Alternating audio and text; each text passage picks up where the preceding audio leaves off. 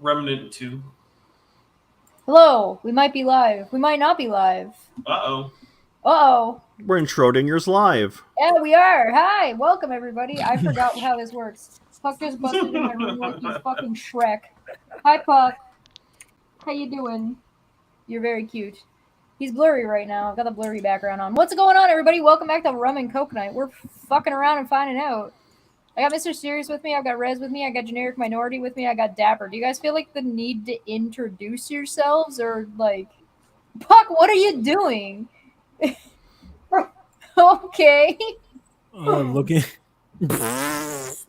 All right. Can I help, sir? Do you want on the bed? How dare you call me out for being on the bed? Hold on. Let me unblur the background. Puck, you want on the bed? Go on. Poor Puck. There you go. What's that vagary with the booze in the chat? That is one demanding pupper.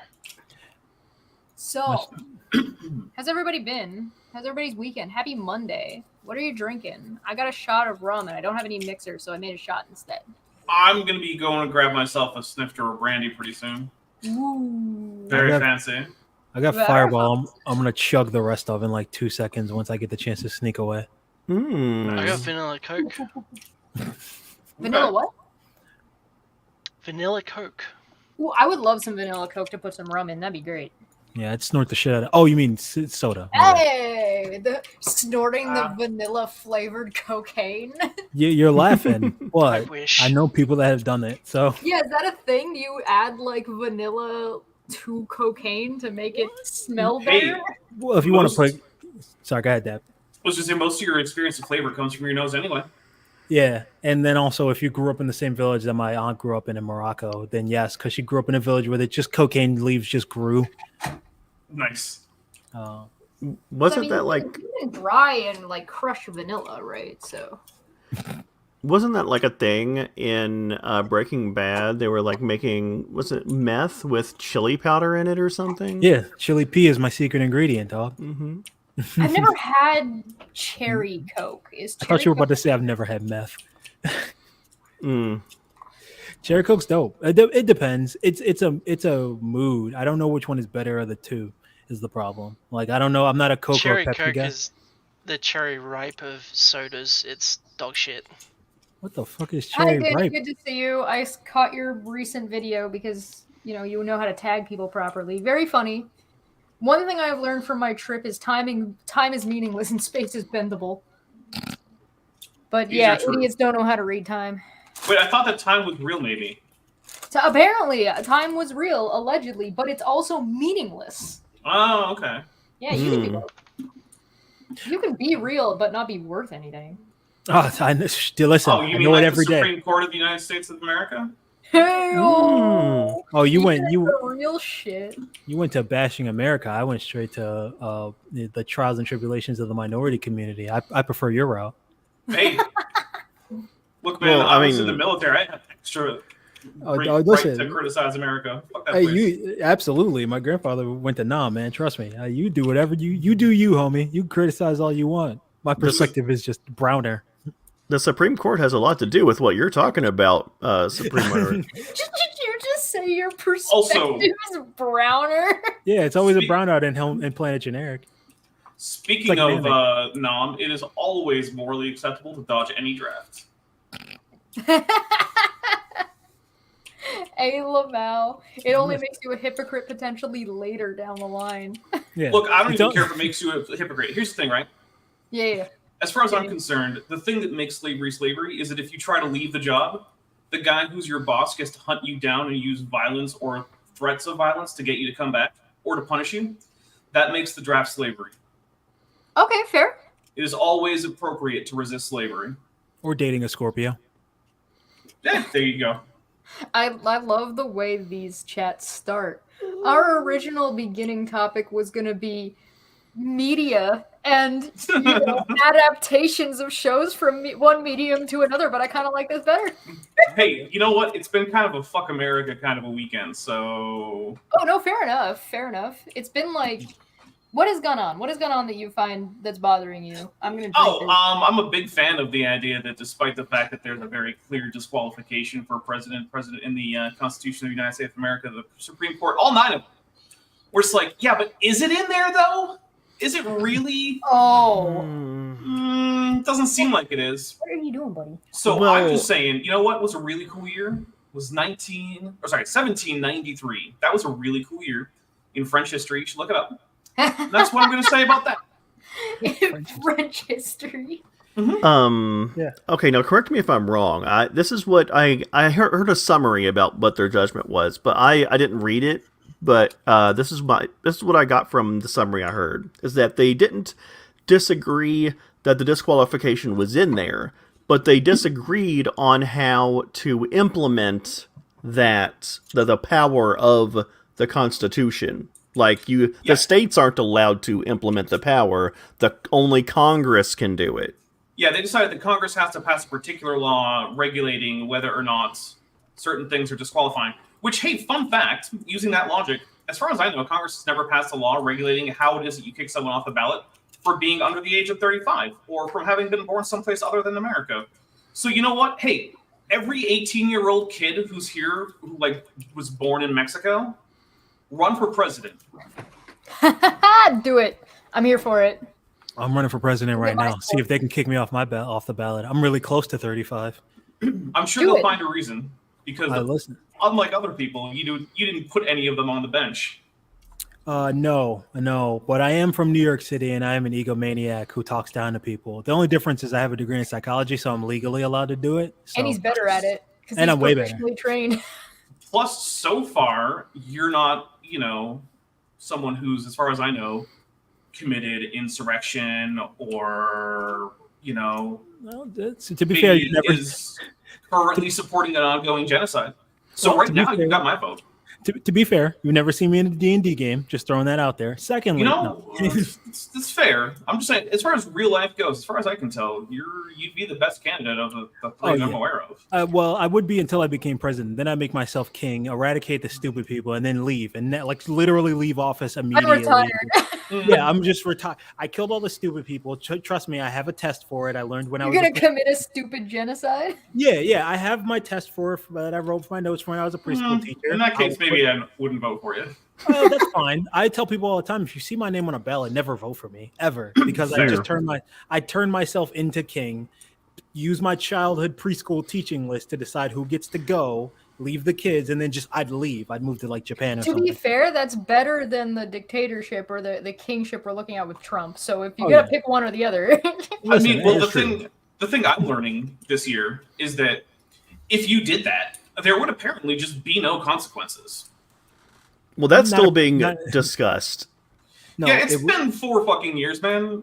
I guarantee you, if I did half of the shit on camera that has been done by a number of formerly elected officials, I would have been in prison 3.5 years ago. Well, I'm glad I started with a strong shot. This is gonna be a night. Yeah, no, I gotta sneak off and grab my alcohol. But no, I will say that it depends on what are your feelings on abortion. That's gonna really decide, and immigrants. That's really gonna decide whether or not this country believes you are bad for doing horrible things that we as rational human beings know is horrible and bad. I've actually seen a lot of people who are not happy with Biden, specifically because of immigration and abortion. So here's my thing on immigration. I think that restrictions on travel are a violation of human rights, and that includes travel across national boundaries. Now, if you've committed various crimes, like, you're a murderer or something, then just like all your other rights, those can be curtailed for that reason. Sure. But as long as you don't currently have a criminal background, you should be able to gain entry to any country in the world. And stay there as long as you don't violate the laws of that country, and that there shouldn't be any stay time requirements or restrictions on work or anything like that. Fuck it. It might make taxes very complicated for those people, but taxes are always complicated. Sure. I mean, yeah, you'll probably still have to pay whatever taxes are appropriate in that country, which might be a problem for you. But that's a separate issue. And as far as abortion goes, you know what? There are all sorts of complex ethical things that people have to say about it. That should be a decision left between the person who's pregnant and their doctor. Alex is jokingly asking if Dapper, you think that Trump doesn't also support genocide. Oh no, he does. He's just not currently engaging in one. That's true. That's actually a good point. It's like it's one of those things where you've got a shit. We're back to the shit sandwich of Hillary versus Trump, where it's like, listen, you're picking between shit and shit. It's garbage and garbage. But you're for Biden is okay. I was talking about this on my plane flight. I was like, Biden is unnecessary, and the Democrats overall are unnecessarily making the people of America choose their own people versus other people that are currently suffering a genocide. And there's no reason for him to do that at all, period. Like, why? He doesn't have to. He could just be like, you know what? Let's not. Yeah. No, yeah. I don't like that my choices come down to Genocide 1 or Genocide 2?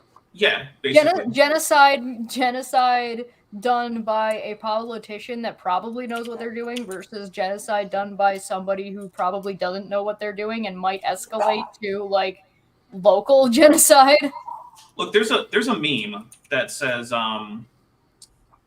it says Republicans up top, and you see a picture of a bomber just dropping a whole bunch of bombs.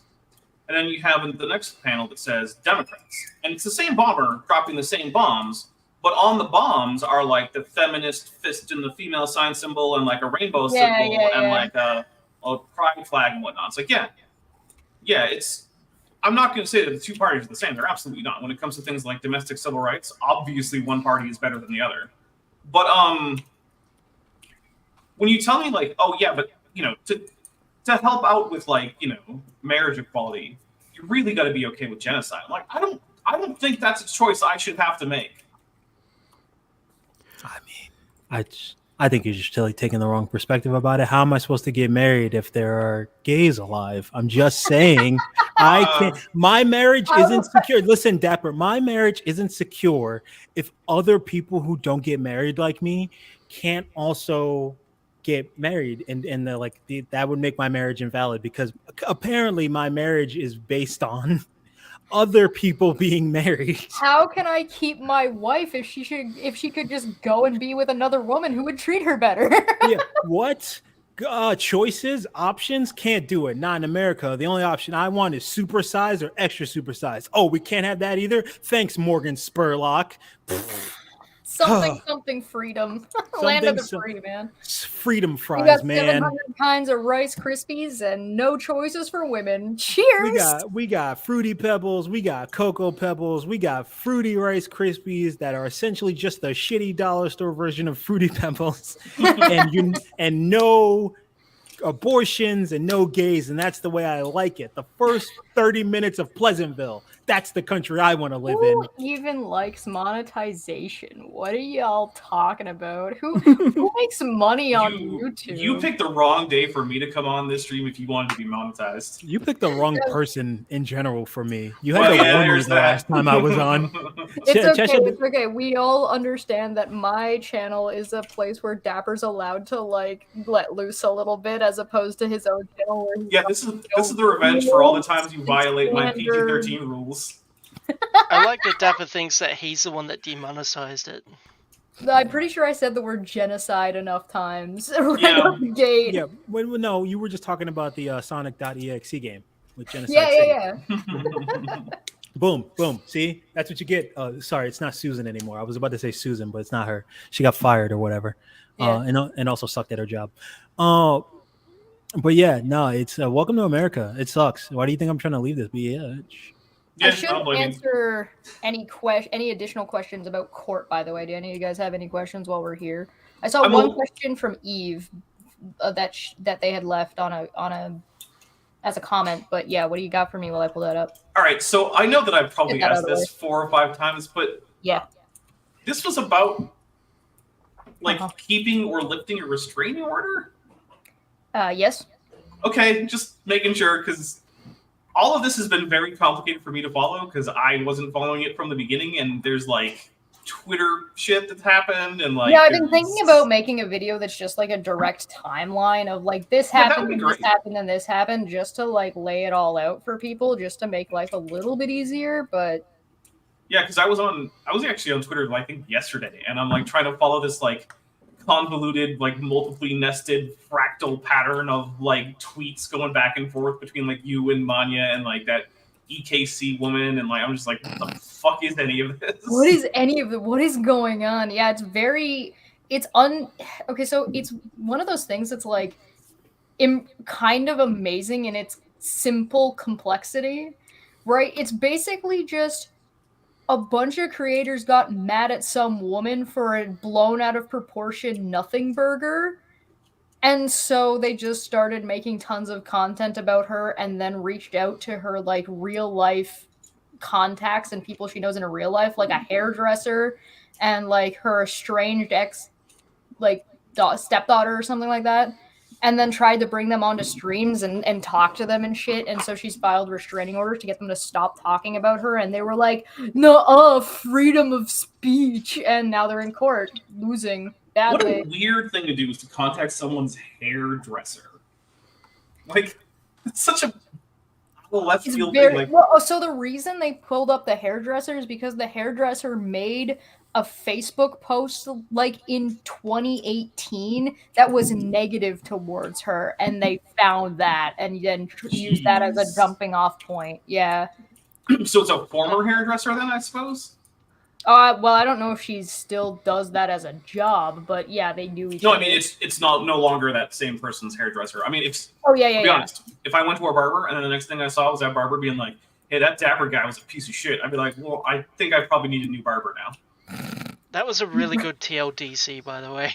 Thanks. It's like that's not a whole lot of the details, and I'm obviously like the timeline wouldn't give like I would try to avoid giving people's reasons for doing X, Y, and Z, and just more stick with this was said, this was done, this stream happened, that stream happened, and then because of that, then this, that, and the other.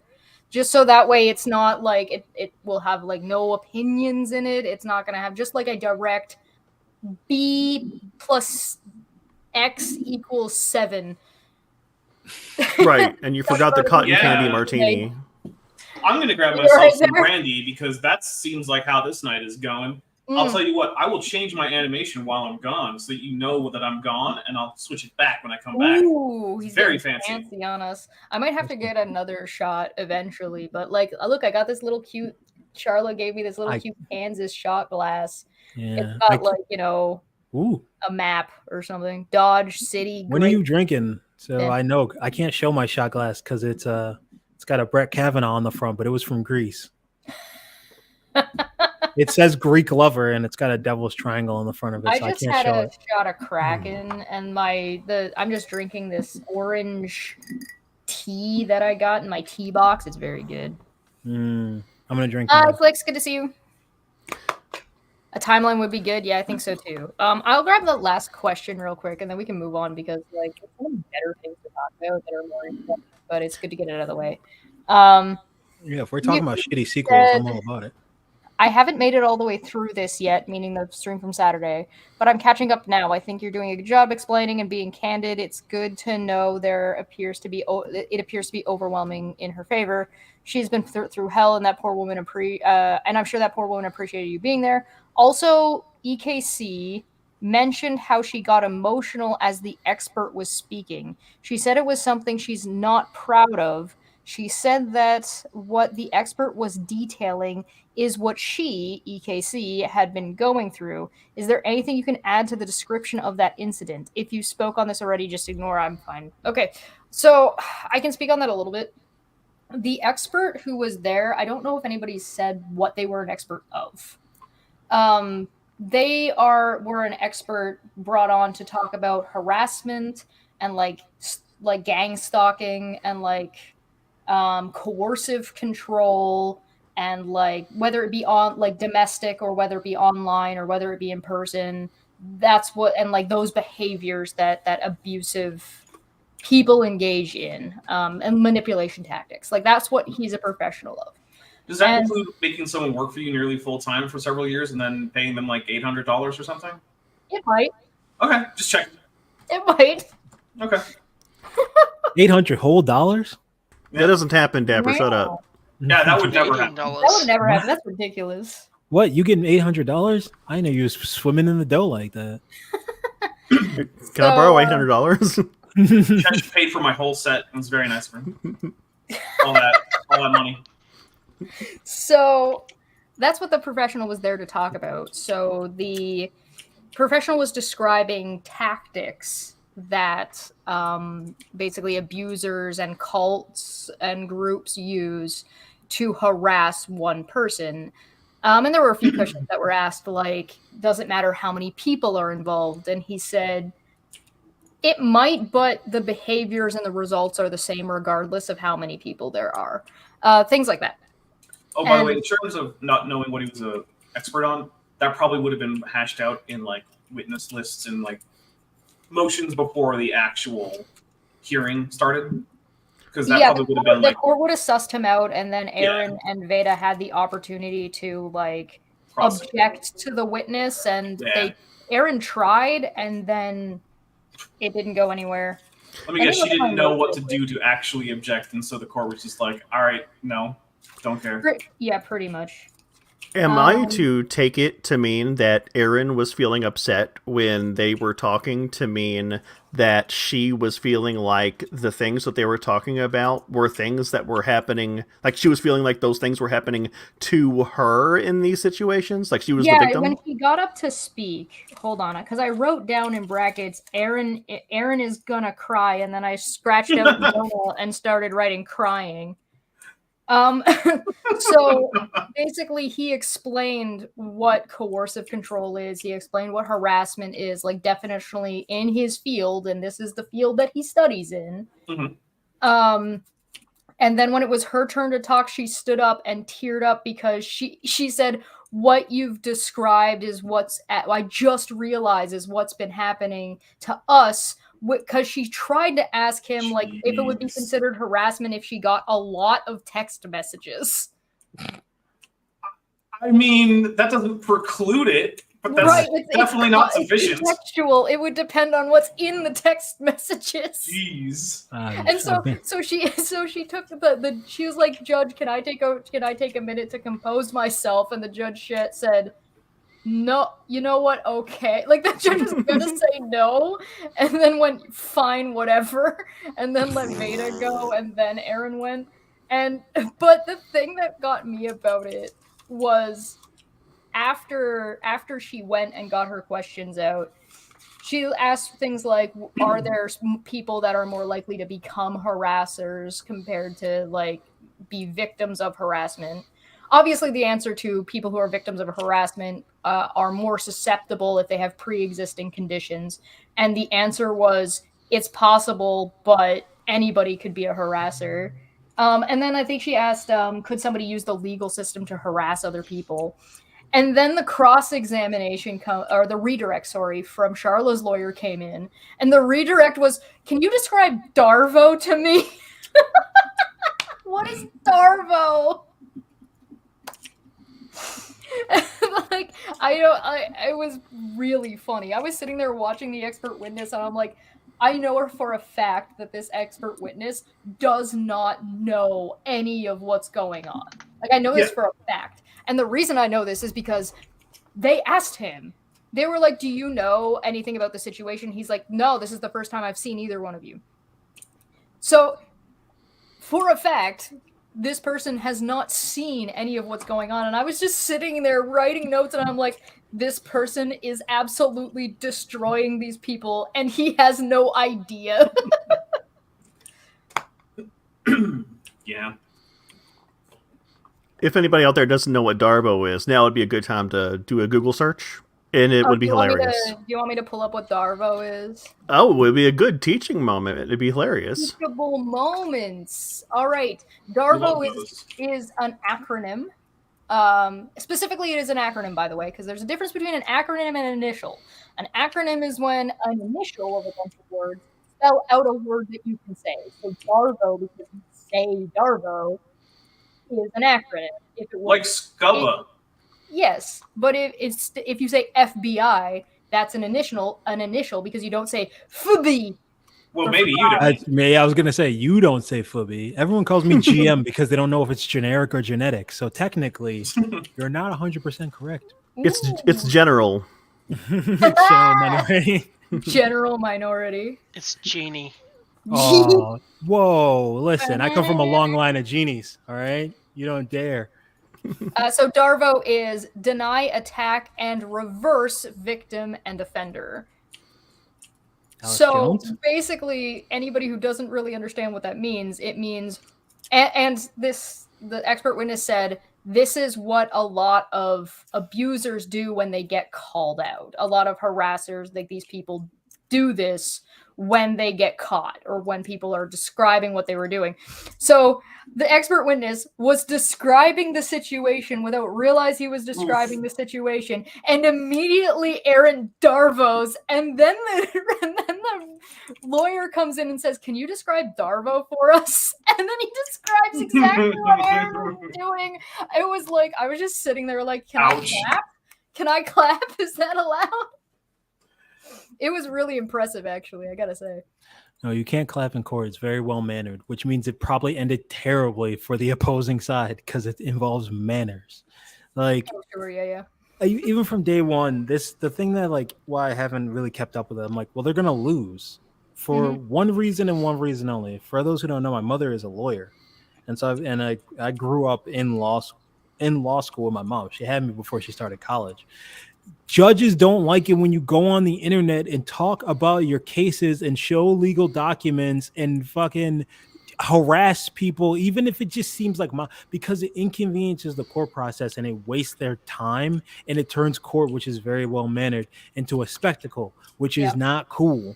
They don't like it, and they tend to go be like, whether they say it or not, they usually don't, but sometimes they do. They're harsher on you. They do have their own biases. They're still human beings, and most human beings don't like being fucking annoyed with a bunch of white people who want to be like, I deserve to be able to say whatever I want because it's freedom of speech. No, dog, that's not how that shit works. The free country. Who wants to describe freedom of speech, by the way? Does anybody want to define that one?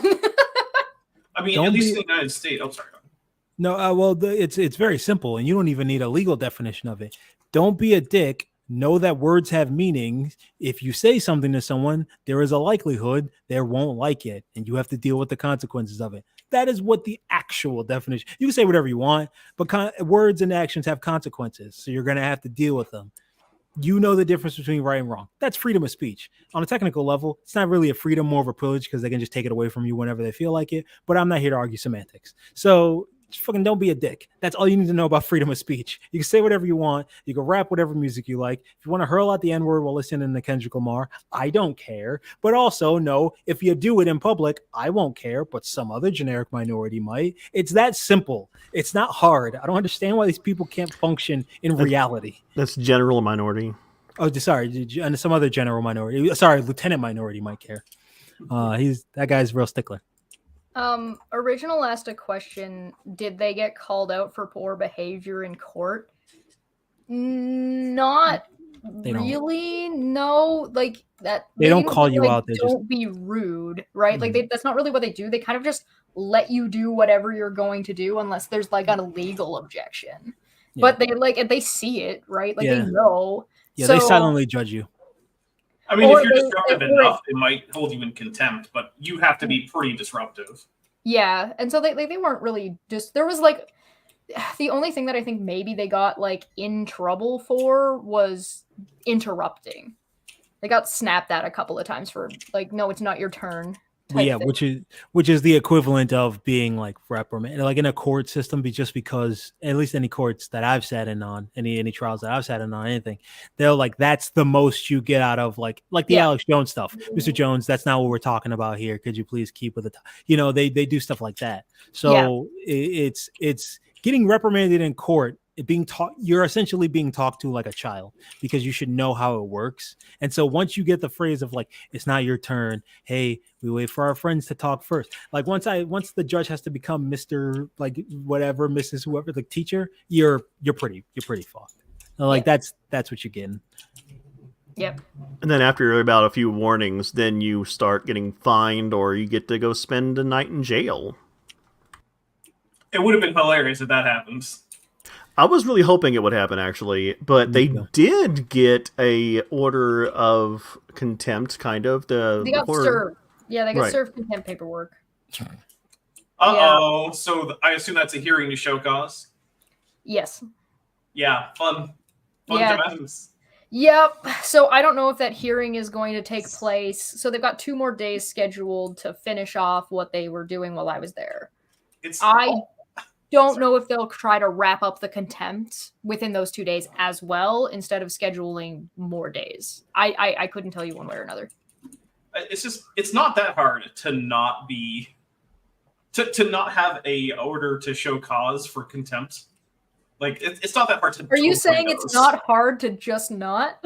Yeah, like just don't interrupt, don't speak out of turn, don't disrespect the judge or the counsel and just be polite and wait your turn. And that's if you're not sure what your order says and the question is about your behavior, stop the behavior for now and continue it later if you find out you're in the clear. But I have rights as a tax-paying American citizen to be able to harass a Canadian and also an Indian woman who lives in New Zealand.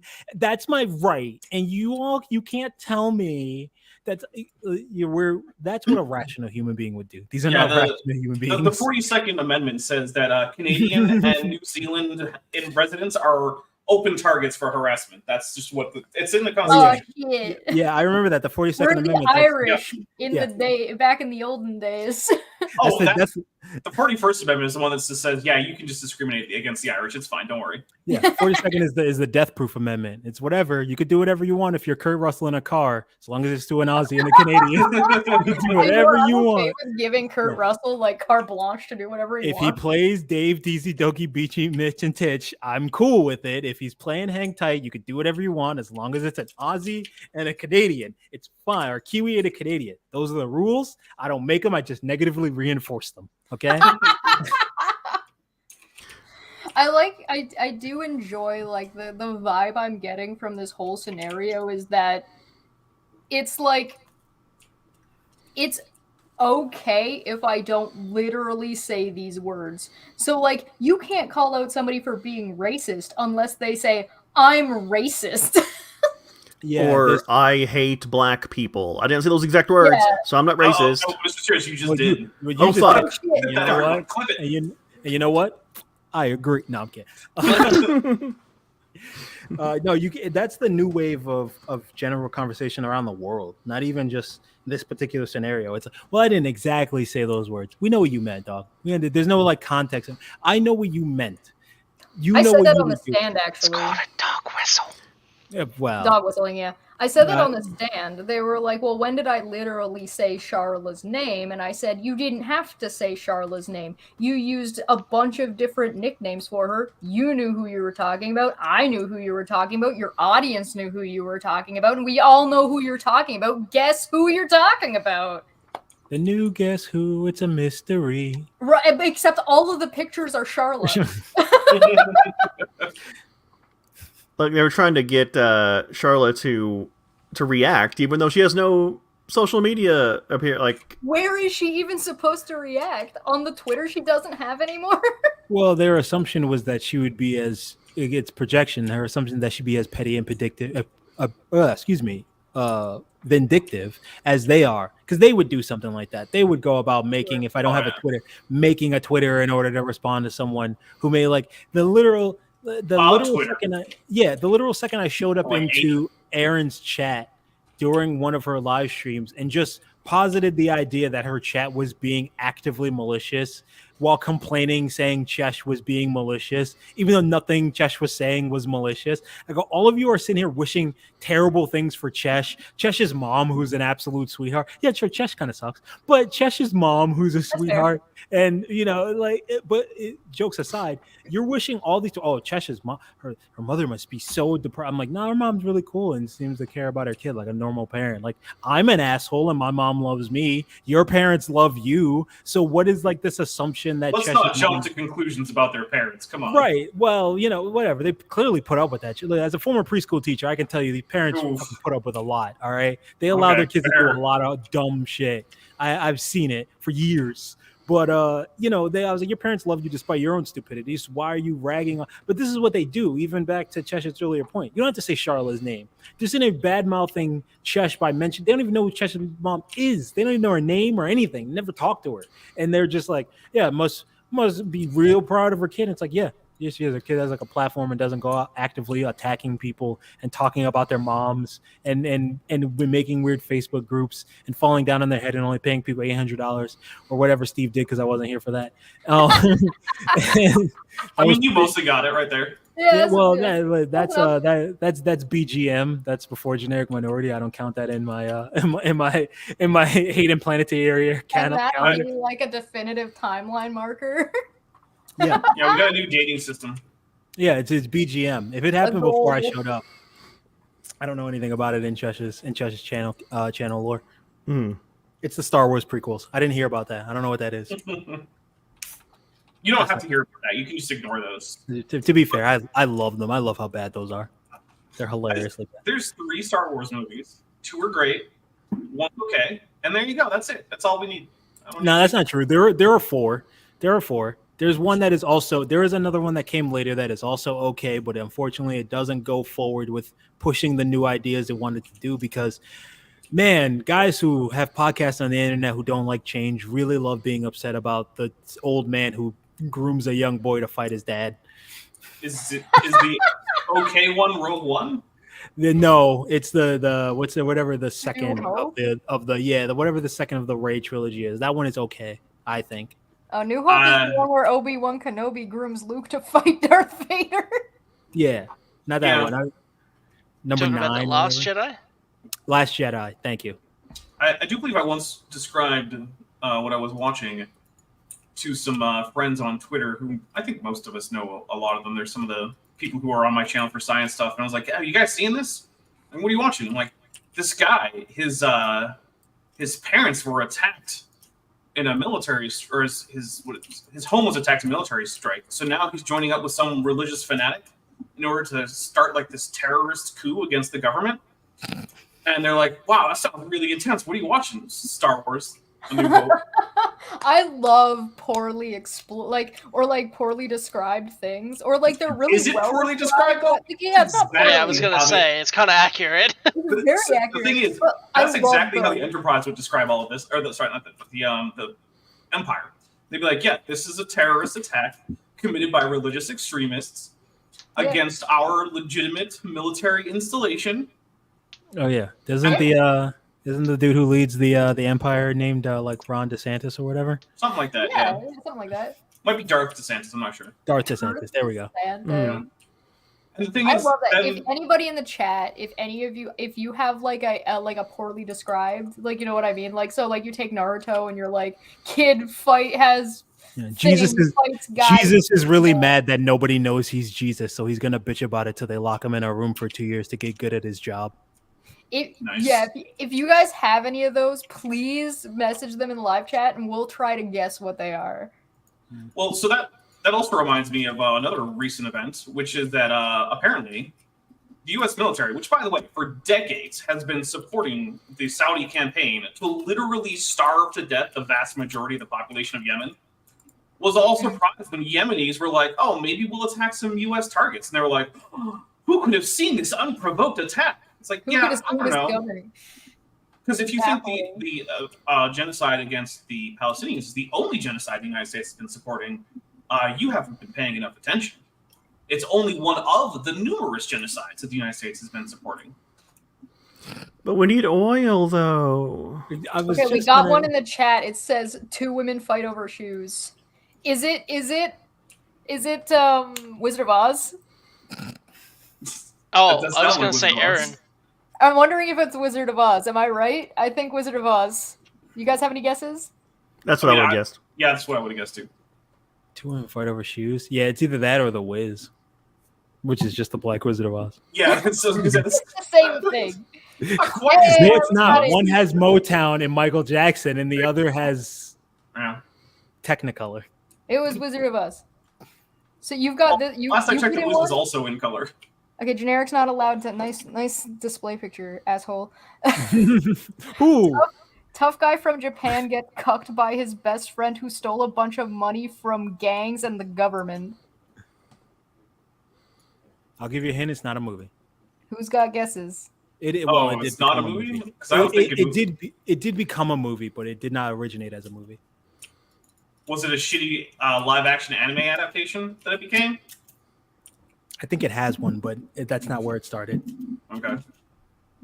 Because I am sick of those. Is it Cowboy Bebop? No, but suspiciously close. Oh, Yeah, I'm not sure. There you go, Alex. Yakuza. Yakuza. Oh, the game. The game. The game, Oh, the okay. Yakuza games. It's all about Kiryu, the toughest badass to ever badass, who just gets cucked by his friend who steals $10 billion from the Yakuza Yeah. and makes him take care of her kid. I That's wasn't a thinking lot. games. I didn't have games in my brain. All right, go on, Neither another did one. Young girl mopes over whether she's more into bestiality Twilight. or necrophilia. Twilight. Yes, Twilight is totally it Twilight? No, I disagree, Hawkskull. That's not what Twilight is about. It's Twilight. Sorry, go ahead, because you read it. Specifically, it's like the Twilight series, but it's specifically Eclipse. Oh yeah, that's a specific. No, the Twilight series is about a young Mormon girl grappling with her want to be accepted by her Mormon society or fucking a hot black guy. That's specifically what it's about, because that's what Stephanie Meyer's life story is. Do I be Mormon or do I fuck this cute black guy? Mormon is safer. I guess I'll just write books that make little girls horny. And that's what it's really about. Watch the Twilight movies and read the books from that perspective again. They become 10 times better. You can bear them when you realize it's some woman in her mid-30s who really wish she had fucked that black guy back in high school. I guarantee you'll It like does him. kind of come across as should have done this one instead.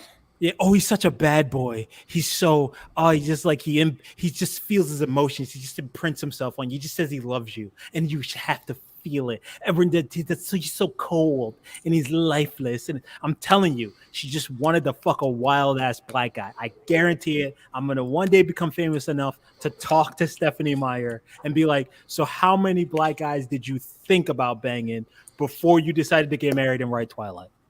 And the answer will be 4. And here, I just thought it was about getting little girls to be okay with abusive relationships. That too. But abusive. Yeah, but that's relationships- That's just wrapped into the Mormonism. Yeah, Okay, there you go. abusive relationship so long as it continues your comfortable life. But you really want to fuck that black guy. Okay, we got one. It says a bunch of men with the same name fight each other in a very homoerotic way. Mario? Mario? I don't know.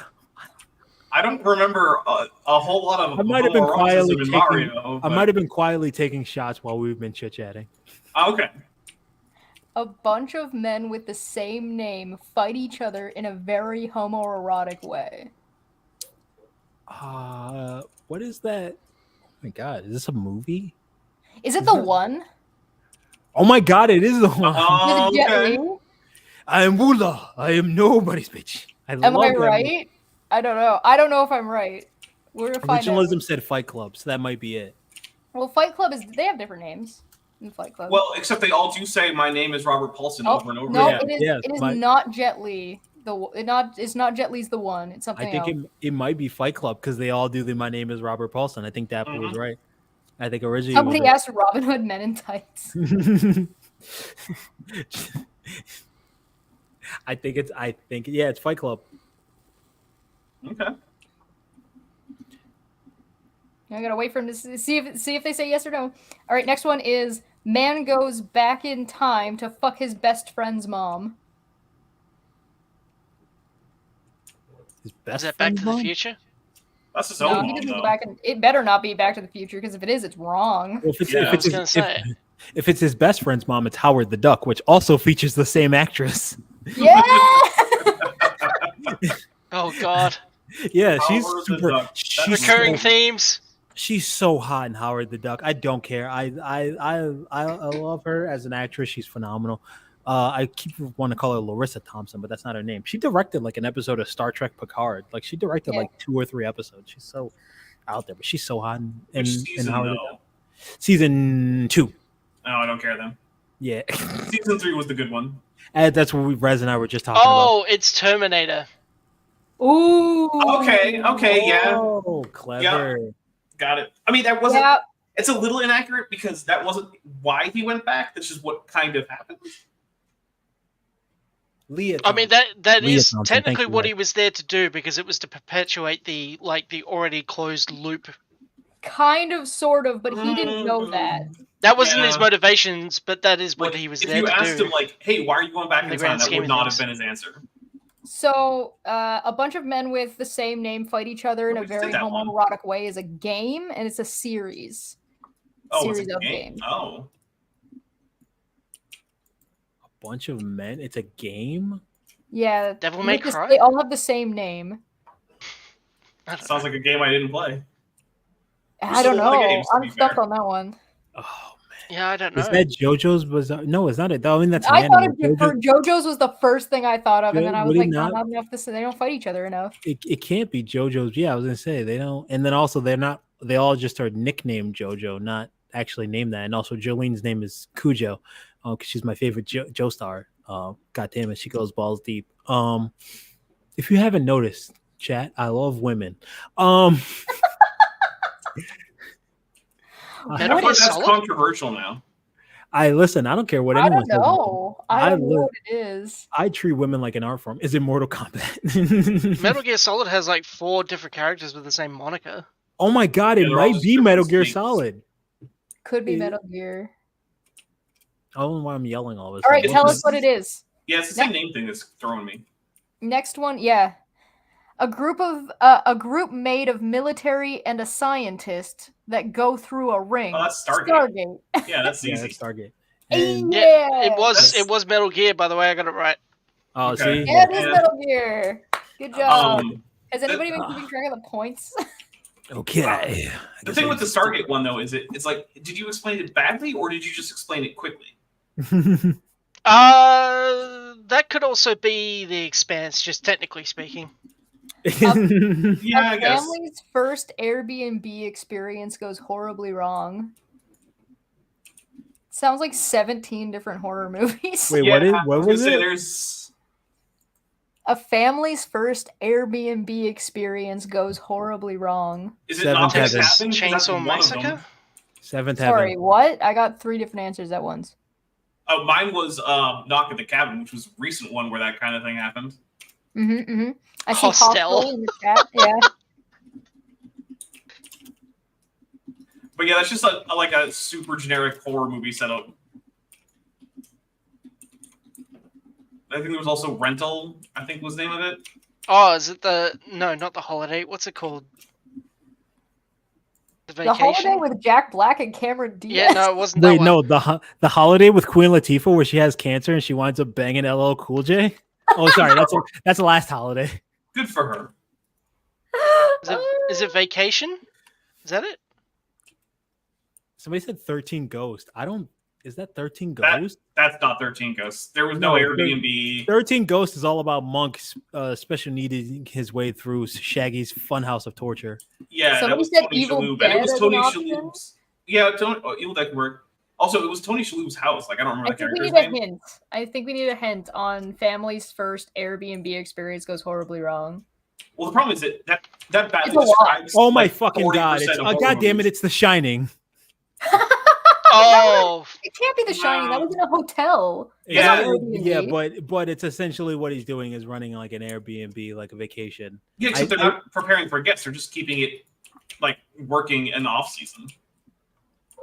I'm thinking it's a No, yeah. it was The Shining. Yeah. Yep, yeah, it it's The was Shining. I As don't soon buy as it. originalism said really a generic horror movie setup, I was sitting there thinking about my name, and that reminded me of when I got the nickname generic, and it was middle school during a showing of The Shining that I had skipped in middle school. So that just reminded, oh shit, it's The Shining. Oh, Yeah, see, I object to that one because the thing is, by saying it's an Airbnb, like you have to be accurate when you say these things, right? Like, Yeah, they have and to. They calling have that to be an pretty Airbnb specific. experience, I Rodent, don't buy it. is that Willy Wonka and the Chocolate Factory? Is that one? Is that the one you're getting at?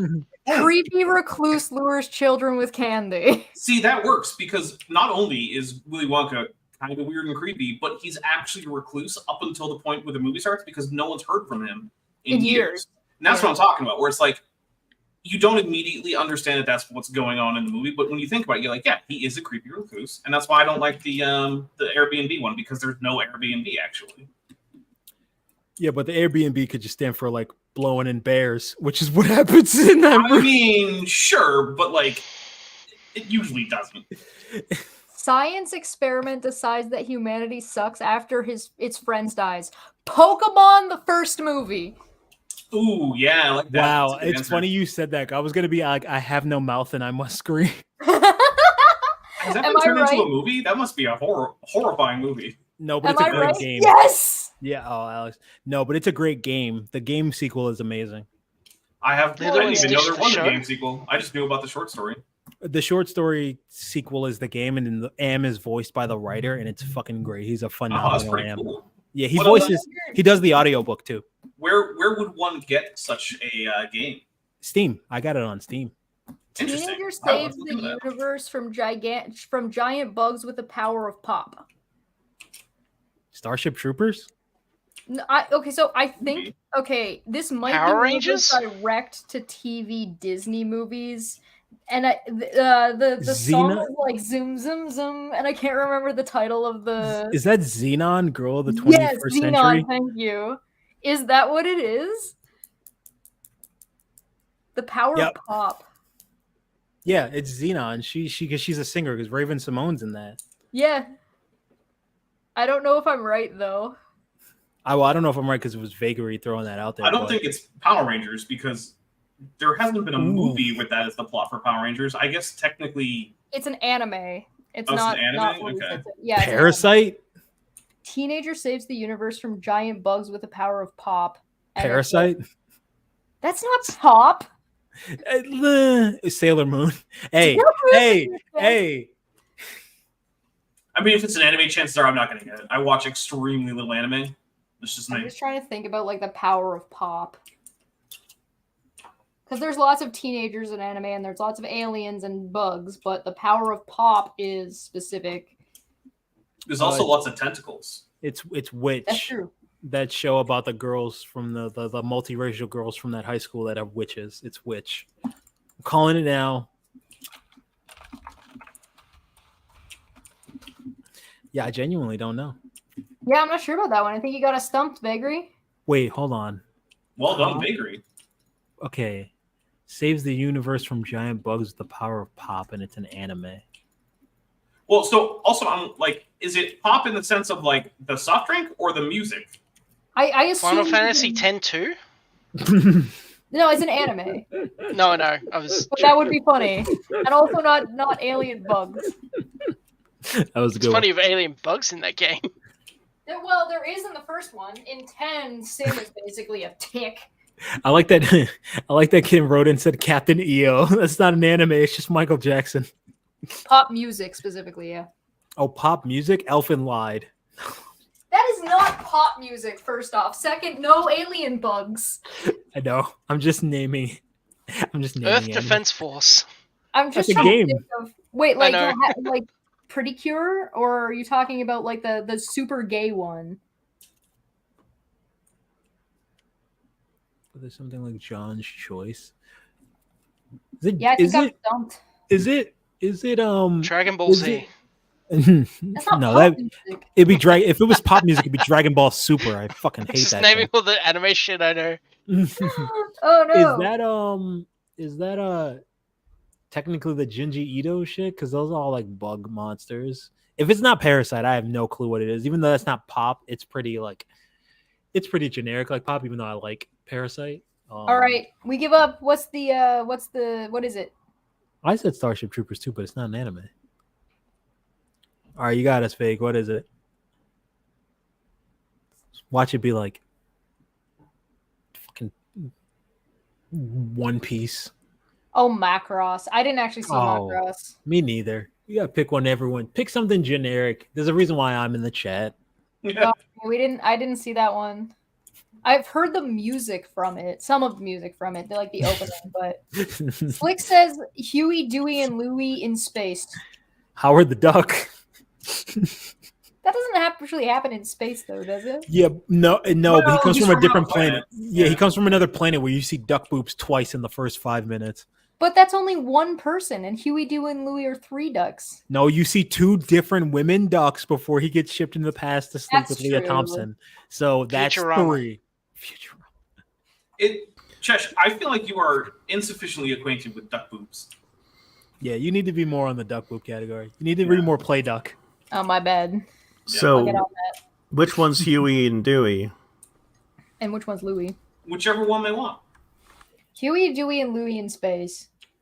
Huey, Dewey, Louie in space. I'm trying to think about those characters. I haven't watched that show in forever. Oh, they're all the same character. They don't really have different character traits. They Yeah, don't, it's but they're true. just colored like Alvin and Simon and Theodore, and the red one is usually like the Ed like scam Yeah, artist they're red, one. they're red, blue, and green. So it's And the gotta red be- one, yeah, the blue is a nerd. It's the same as like Yeah. Ed and Eddie or Alvin and the Chipmunks. The blue one's a nerd, the green one's kind of dumb, and the red one's a scam artist. But Yeah. I can't remember anything extra about them those characters other than the fact their uncle is an ass. And they're goofy triplets. Which uncle? Both. Both. The one that gets Goofy killed and the one that has money. I'm just trying to think of like a trio Guardians that of the matches that Galaxy. in space. Guardians. That's a good one. Huey, Dewey, Louie in space. Captain Marvel. Yeah, that might be too. That might be too non-specific. We might need more than that. Who are the We who might- are the 3 in Captain Marvel that you're thinking of? Just the 3 Marvels. I haven't actually watched it. I'm just saying words. Oh, you mean the Marvels? Yeah, the Marvels. Thank you. I Got couldn't it. think of that Okay. name of that actual movie. Generic put in ancient Egyptians really like playing fantasy blackjack in exchange for fly-ass jewelry. I know what this one is. Any other guesses? Is it the Futurama movie with the scammers? That would be You- funny. Yu-Gi-Oh! There you go. Yu-Gi-Oh. Yeah. Yeah, oh, there. Didn't see that. Oh, for fuck's Play sake. it. They're fighting for jewelry. They're a But bunch of black yeah. guys. Katina said Ottoman exile becomes a Viking. Is that like the 13th Warrior or something? That sounds right. Katina, if you're still here, let us know if that's correct. Also, that just sounds like an actual one-sentence description of the movie. Huey, Perfect. Dewey, and Louie in space. Is that Galaxy Quest? Or Spaceballs? That's the only thing I could think of that had the only 2 things I could think of that have like 3-ish people that are Yeah. like generic cookie cutter people. Man, I need to watch Galaxy Quest again. That's such a fun movie. Galaxy Quest is great. Oh, you were right. It was 13th Warrior. Also, Uh, Tony Shalhoub is in that as well as he is in 13 Ghosts. So, Galaxy Quest is definitely more of an ensemble cast. Yeah, it is. It is. you know, everyone forgets But they about do Ray have Wilson. like a main 3 though, right? They've got the smart one, they've got the girl, and they've got Tim Allen But acting everyone for else the first time in his also life. forgets Rainn Wilson was in Galaxy Quest. No one Drug remembers. addict overthrows government because of his hallucinations. Joe Biden.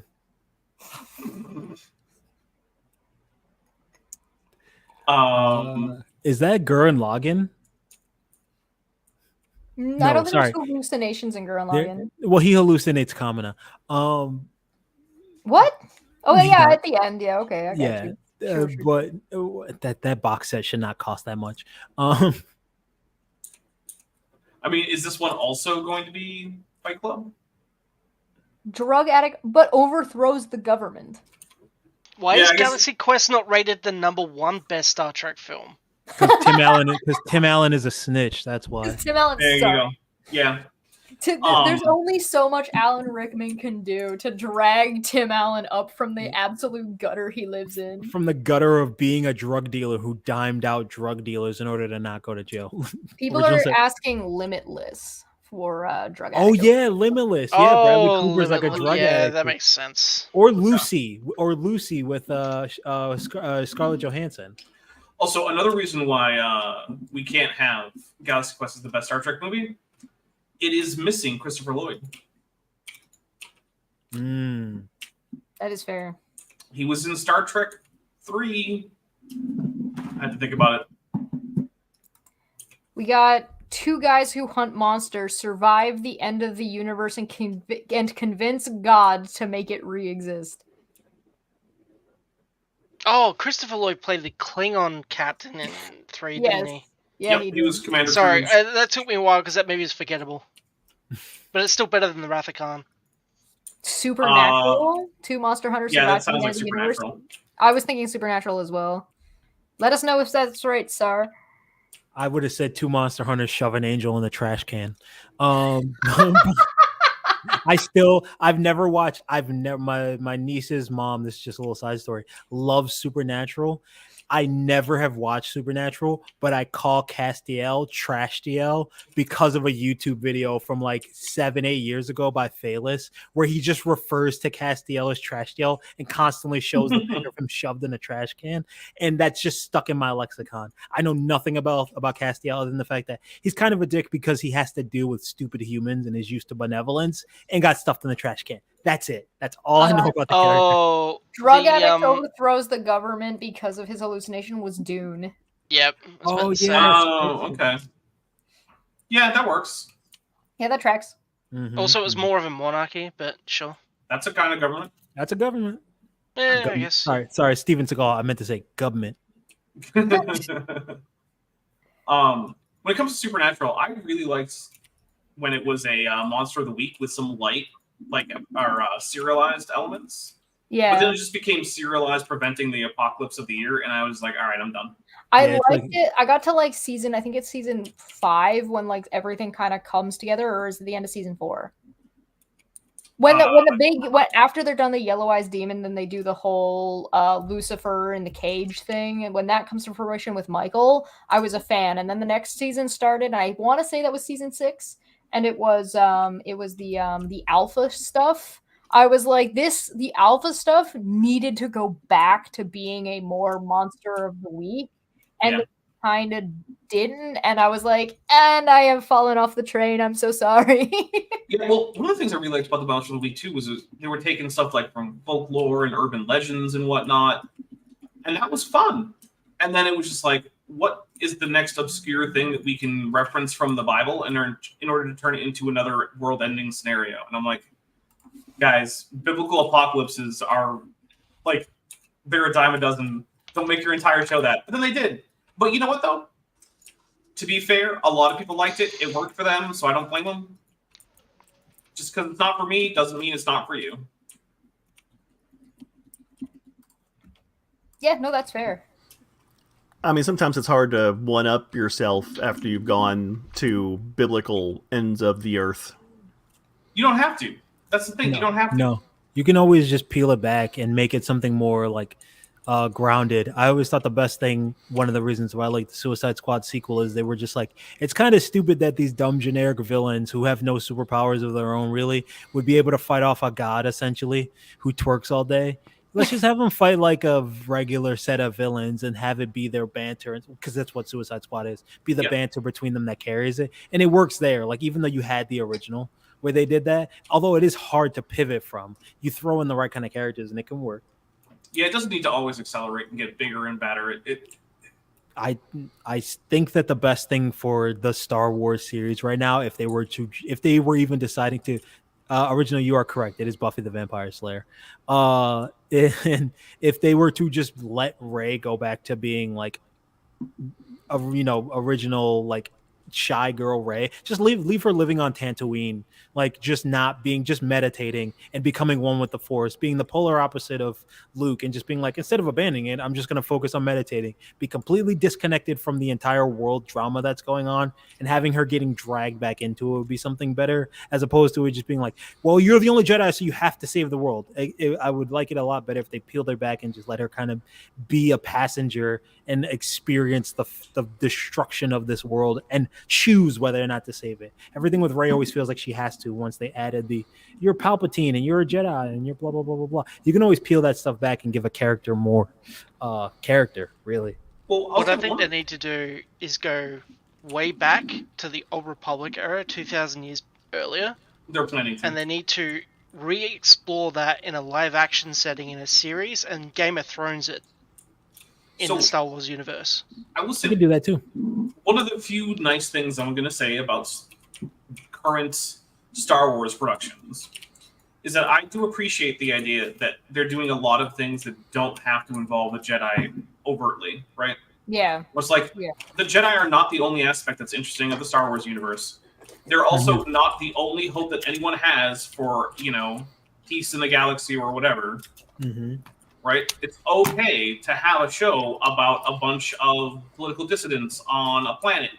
It's okay to have a show about, some military washouts who find themselves swept up in finding the plans for the Death Star. All of that's cool. It doesn't always have to be about the Jedi and the Sith. In fact, it's the Jedi and the Sith kind of got old and played out, and I'm glad that they're doing other things with it, even if, I'll be honest, I'm not watching because I realized Jedi a local sheriff sounds hilarious. I'll say this: rip to Star Wars 1313 way back in the day. Props to you if you know that reference, because that could have been an awesome Star Wars game we never got. I'm still waiting for Republic Commandos too. To our kind of topic that we were originally going to talk about tonight. Oh yeah, there was a topic. Do you guys think? Listen, I always come prepared with a handful of topics and never need them because you guys are just good at having conversations and have shit to say about shit. So, do you think that with Disney taking over Star Wars, that what they're doing with the universe counts as like an adaptation? No,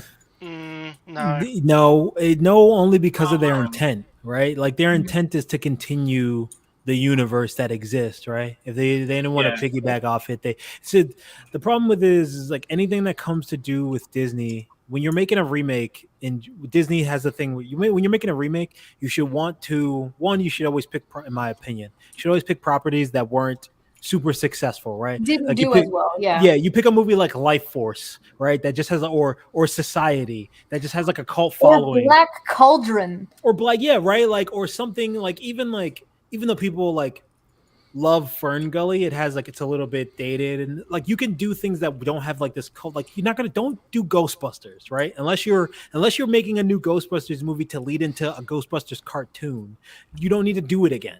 Right. But if you go in and you do something like that, Disney's problem is they are too formulaic and they get caught in that formula.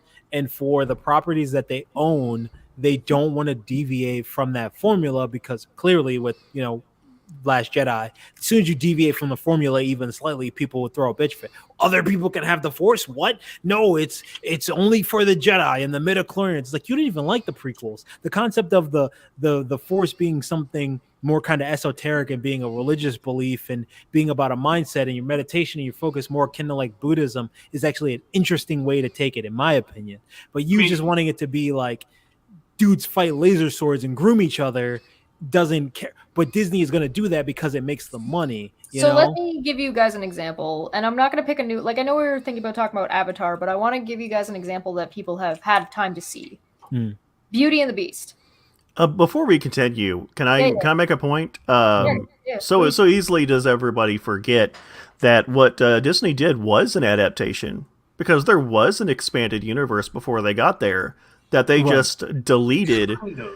Soon as they got there, they just yeeted it out the window and then did their own version. To me, though, if to be an adaptation of a expanded universe property, they would actually have to be like taking one of the stories from the expanded universe and actually making that into a movie, right? Like if they were like, "Hey guys, our next movie is just going to be the Thrawn trilogy, or our next trilogy is going to be the Thrawn trilogy." Well, no, they did their own version of what came after the episode 6, when there already was a version of what happened in episode 6. So they did their own. I don't think it's an adaptation.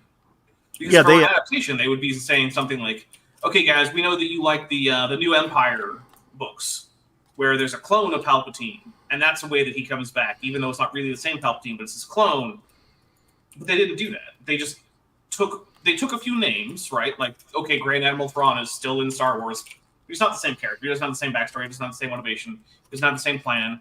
He's not working for the same group of people.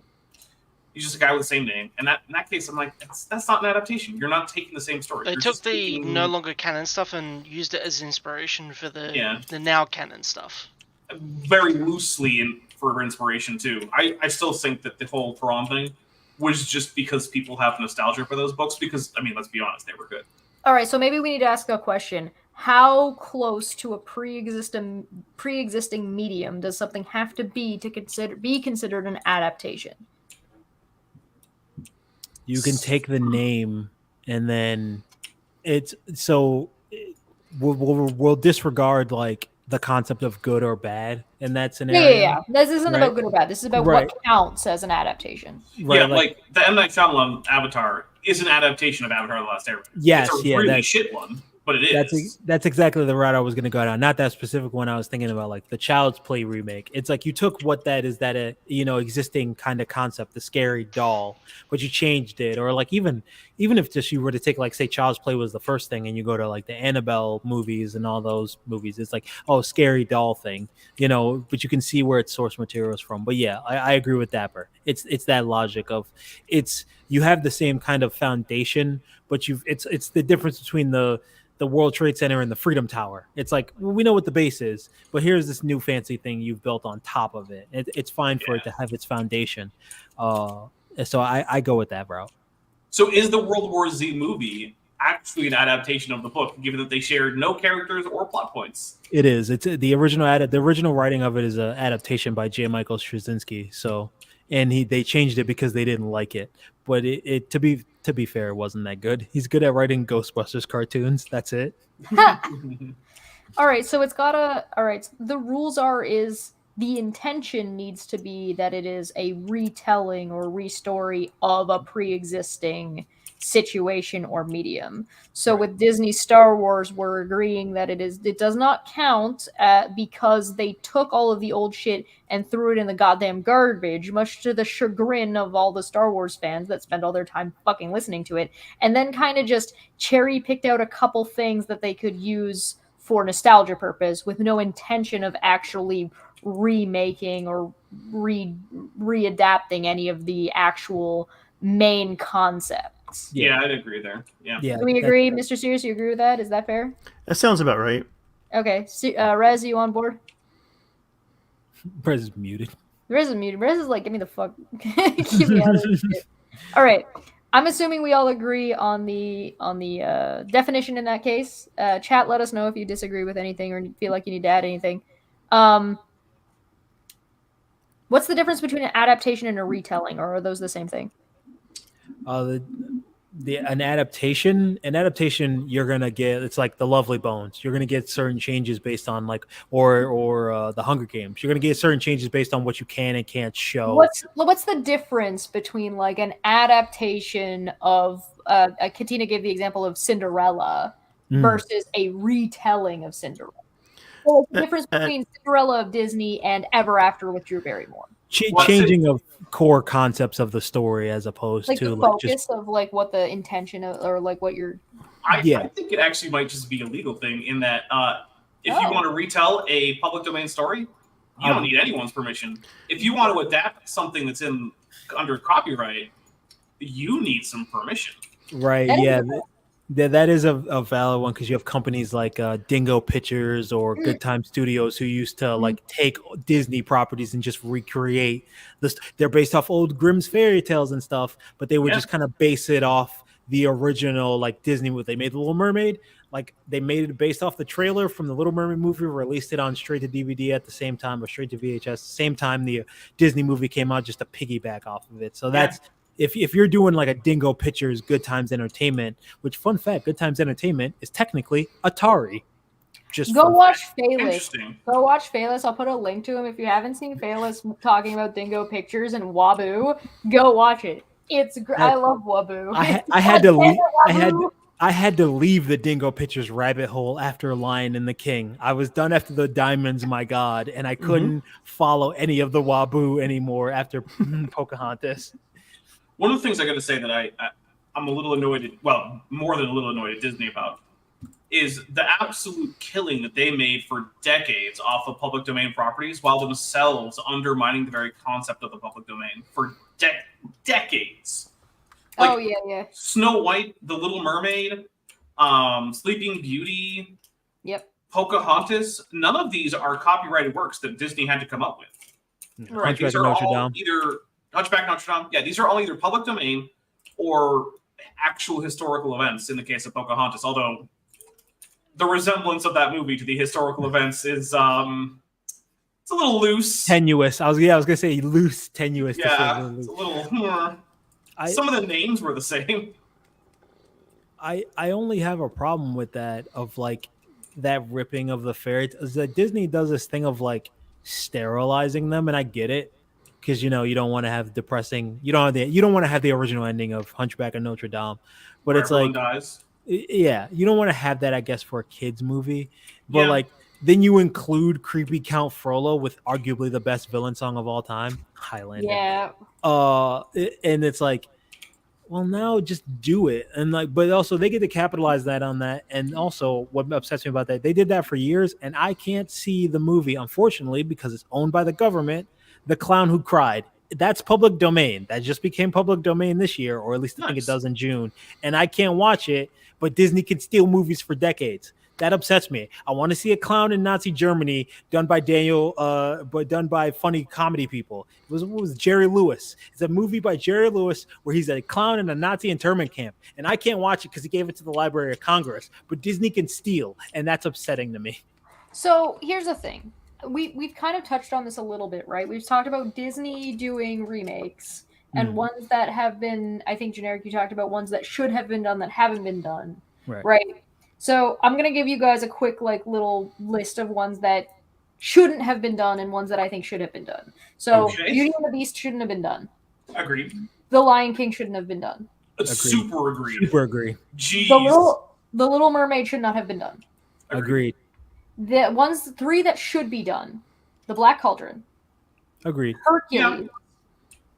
Maybe. Yeah, it would be. I think with Hercules, it'd be hard to capture that time period of what made it so beloved. I don't think that they need to with Hercules. All right. You don't think so? No, because they don't need to. With the other ones that they've done, like The Little Mermaid, they're trying to recreate and re-emulate the spirit of the Disney of the animated version. You don't need to do that with Hercules. First off, Hercules didn't do that good in the box office, and secondly, it was very, very stylized, right? Right. But we're living in let's do new age, let's do gritty, let's do realistic. And everything that's in that movie can be very easily done with CGI on top of real life actors without too much of a problem. Your hardest one would probably be Pegasus. But do you hire K-Swords? Still hire Danny DeVito to play Phil, and that alone will sell the movie. Here's the thing. Hire K-Swords, though. That's the real question. You could. I bet you could. And also, you have to. It comes with the caveat that there have been 2 fucking Hercules movies, live action Hercules movies since that one. Yeah, well, there've been a bunch of straight to DVD ones. That's like asking how many Ouija movies there've been on fucking Tubi. But the music was phenomenal. Don't get me wrong. I love it. But it did not do well in the box office. Well, so that's the thing is you have to recreate. It's like trying to redo the Goofy movie. That movie is carried a lot by its music.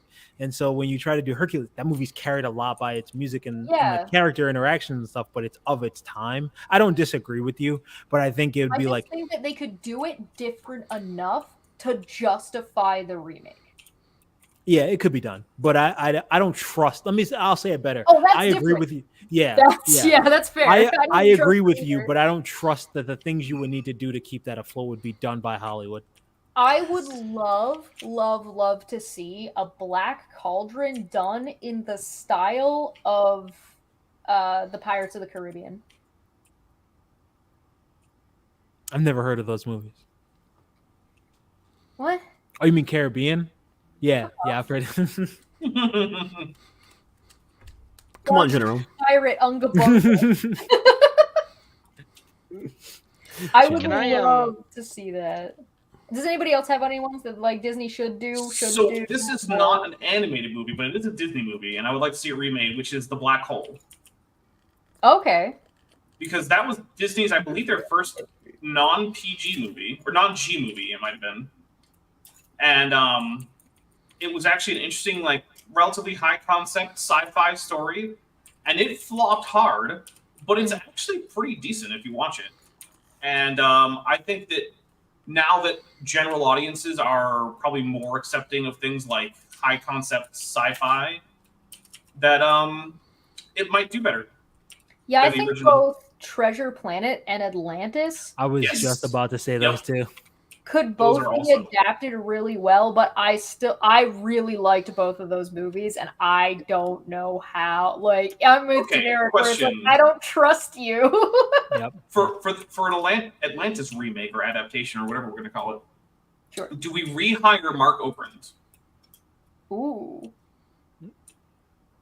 Nah. No? Why not?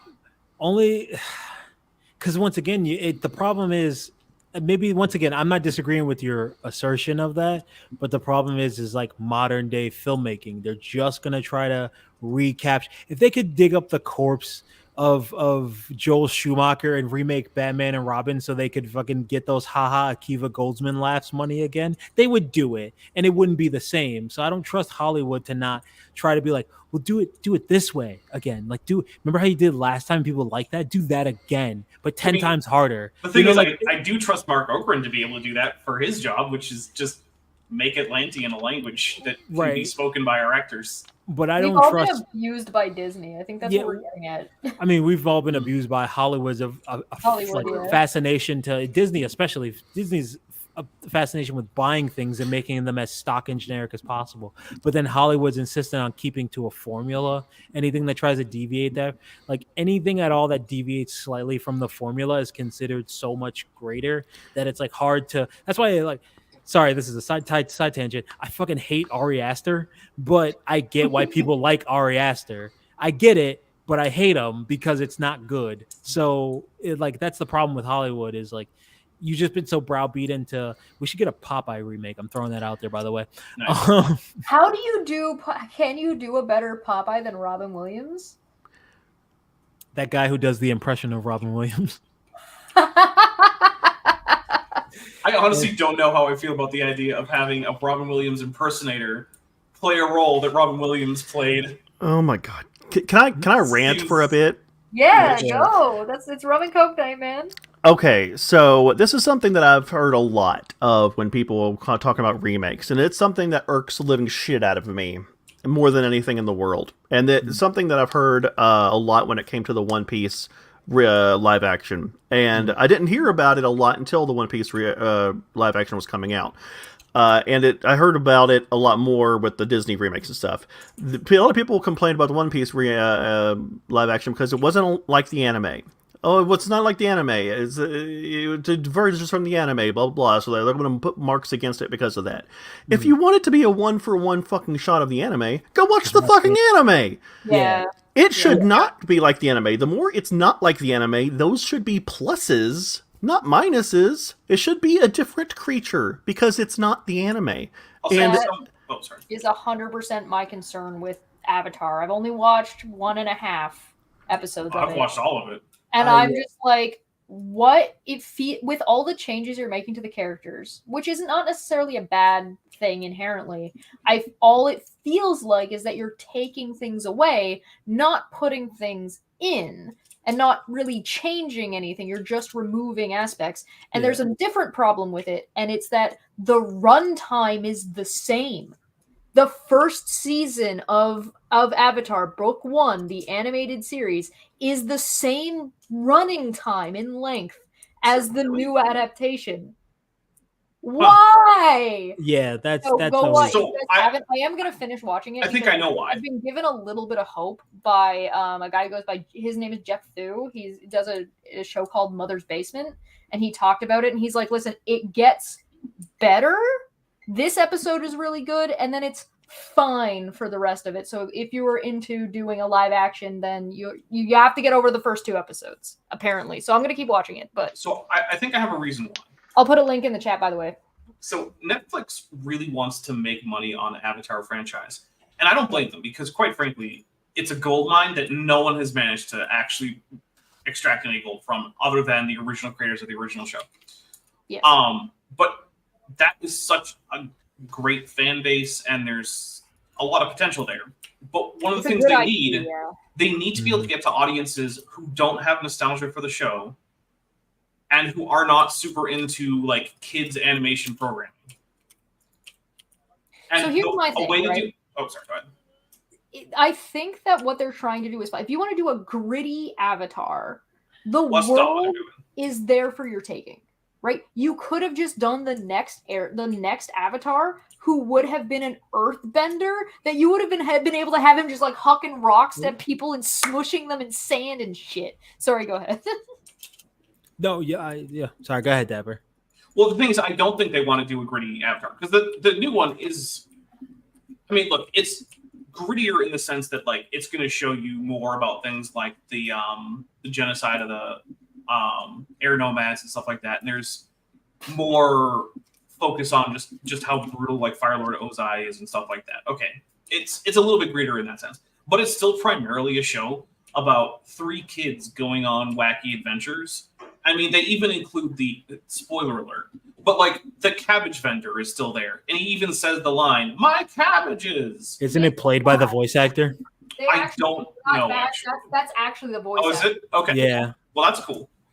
So the thing is, I don't think they're trying to do a gritty thing. What they're trying to do, I think, is just expand the audience for Avatar, so that when they do later things, the people who are not going to sit and watch a kid's cartoon from Nickelodeon from like, what is it, 2 decades ago or something at this point? Yeah. Those people aren't going to watch that. But people now will watch a live action Avatar, and if it's good enough, that might get them into the next Avatar properties that they do when they do go on, because my understanding is they're currently like in pre-production for a new animated show that's going to be set between Avatar: The Last Airbender and Legend of Korra, and like there's other things that they would like to do. What? Like, all right, so here's the thing, right? Like, I don't think you're wrong, and I do think that's what they're trying to do. I think you're absolutely right about that. I don't think this was a good way to do it, because they definitely were trying to go more brutal, right? They were trying to go more serious. They're trying to go more the dangers of war, their Game of Thronesing Avatar. It's definitely a more mature version of the story. Which is fine, right? The problem is, and what I think would have been better for them to do, is instead of remaking something that's already near perfect, like its critic score is 100. Its Rotten Tomatoes score for audiences is like 98%. It is so high, and there's not a whole lot you could do to that show to change it to make it better. What they could have done, which to me would have made more sense and gotten them more watch hours, is if they had moved on to the next Avatar after Korra, which would have been the Earthbender Avatar, used the world, used callbacks to older stuff, had them run into maybe the guru again, who gives them banana onion soup or whatever the fuck. Find like some things that you can pull, then use that. You can make the world a little bit more brutal. You could have, if you didn't like the timeline and say that like Korra was too advanced, we want it to be further back in time to give it that more mystique. Just have something have happened that just shattered the world, and that's what the Avatar is going to go try to fix now. You get your calamity, you get your non-specifics, you get your callbacks, and what you get is people going back to watch the older show if it was good enough. So now you're double dipping, and you don't have to spend money. I still want a Kyoshi show. Kyoshi show would be great, and that would have been more interesting had they, because there is a graphic novel for Kyoshi, so they could have adapted the graphic novel, and that would have been good. But so that might be too gay. Well, maybe. Korra was already at least a little bit gay.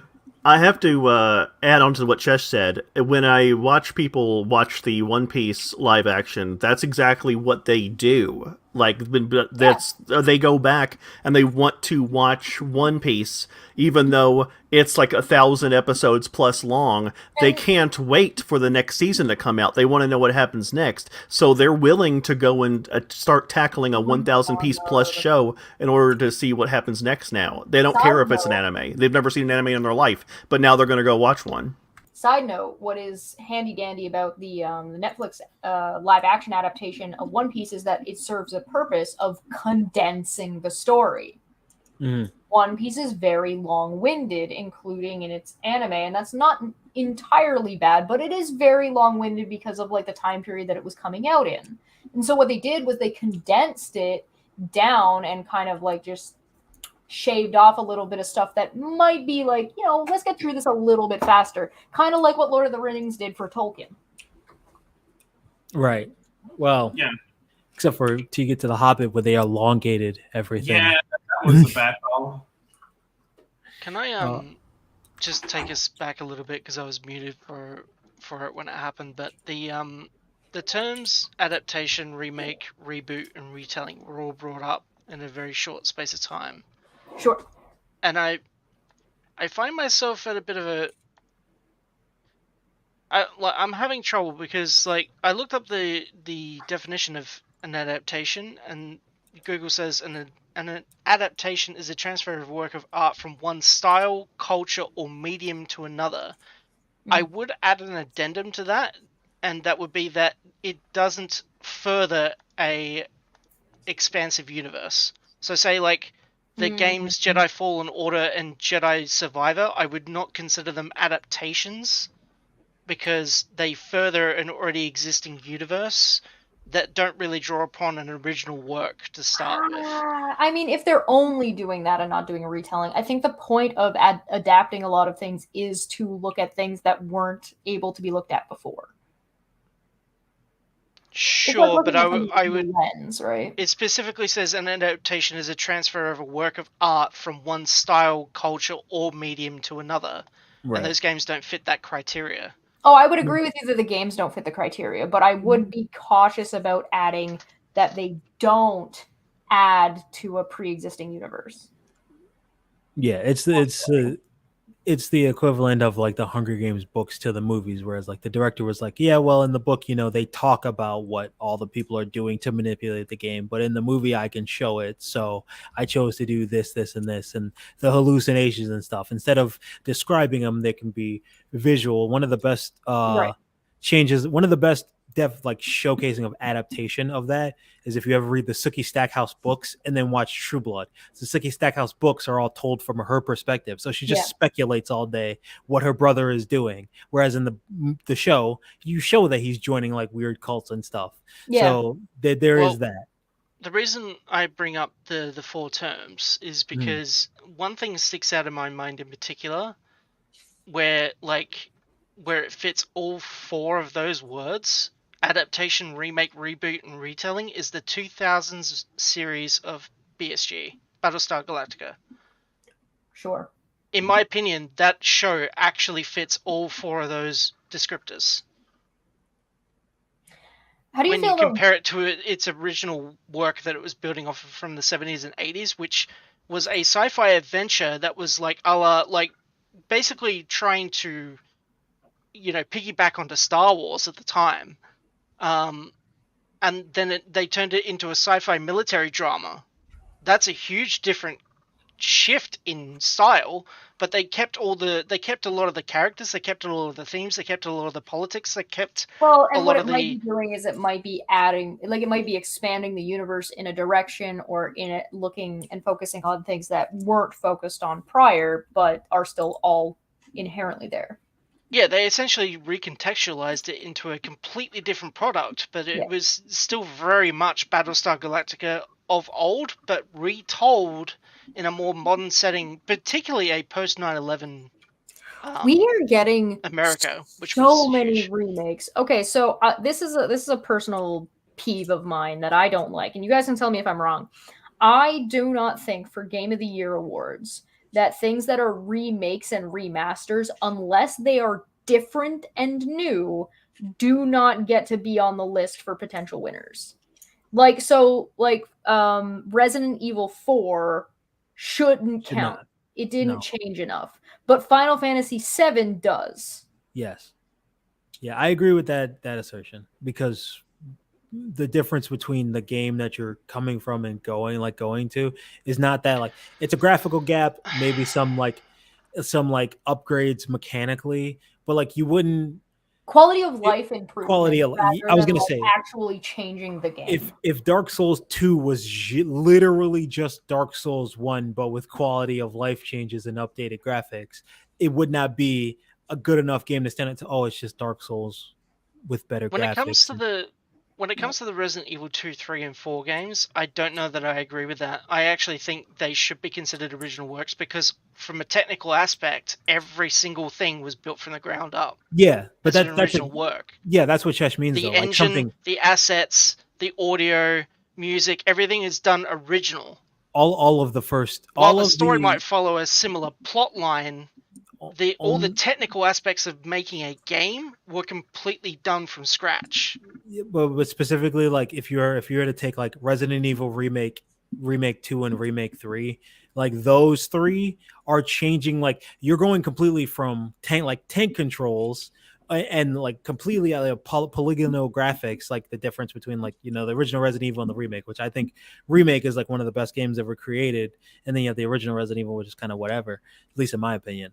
Right? Or Resident Evil 2 or 3, they're taking the game and it's a complete, like the difference between Resident Evil 4 and the Resident Evil 4 remake is some added, other than graphics, is like some added material, a little bit better acting, some more characterization to the characters, but not anything so much greater that it constitutes it being a new experience. When you played Resident Evil, if I remember correctly, Resident Evil Leon got its original release, then it got a remake for the GameCube, and then it got upgraded again. So it doesn't have that massive jump like, for example, Final Fantasy VII does. Final Fantasy VII has an entirely different battle system. It has an entirely, like, even if you, because they have a classical mode, which is really interesting, which lets you kind of, your character auto does stuff in real time, but you can also then wait for the timer to go and then select the abilities. So it kind of merged the turntable style with like ability selection, which is very interesting. And I might try that on hard mode. Regardless, they're changing and retelling some of the aspects, and part of that just has to do with the amount, the graphical update matters very, very much, because the original was so polygon that you didn't see any of the emotions. What you see is Tifa walks out of the room, Cloud's polygon turns and follows her kind of, and then she leaves, and that's it. But whereas like with the new cinematography, with the new updates, with the graphical design now, there is like a camera swing and you get to see like the emotional integration, right? Which you don't get otherwise. Yeah. I mean, there were FMVs when Final Fantasy VII first came out, so when it first came out, it was like a cinematic experience for its day. But it was one of the original cinematic experiences for its day. Now, like if it didn't, I mean, it was it opened the door for what we have now. So it kind of deserves to be remade.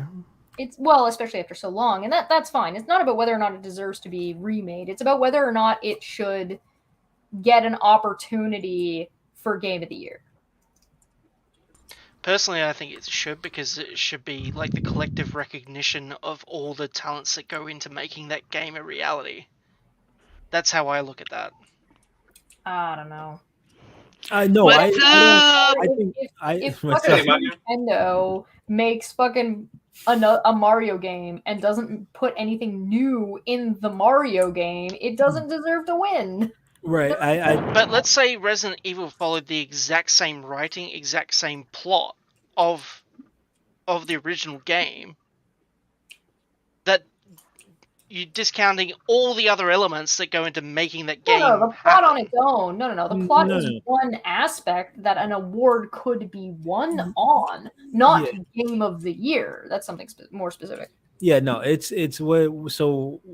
where the miscommunication, not say miscommunication, but where the difference, I think, at least in my opinion, I'm talking about, is with the difference. If you're talking about like you have Final Fantasy, right? Like you've changed a lot about it in order to bring it into the more modern era, right?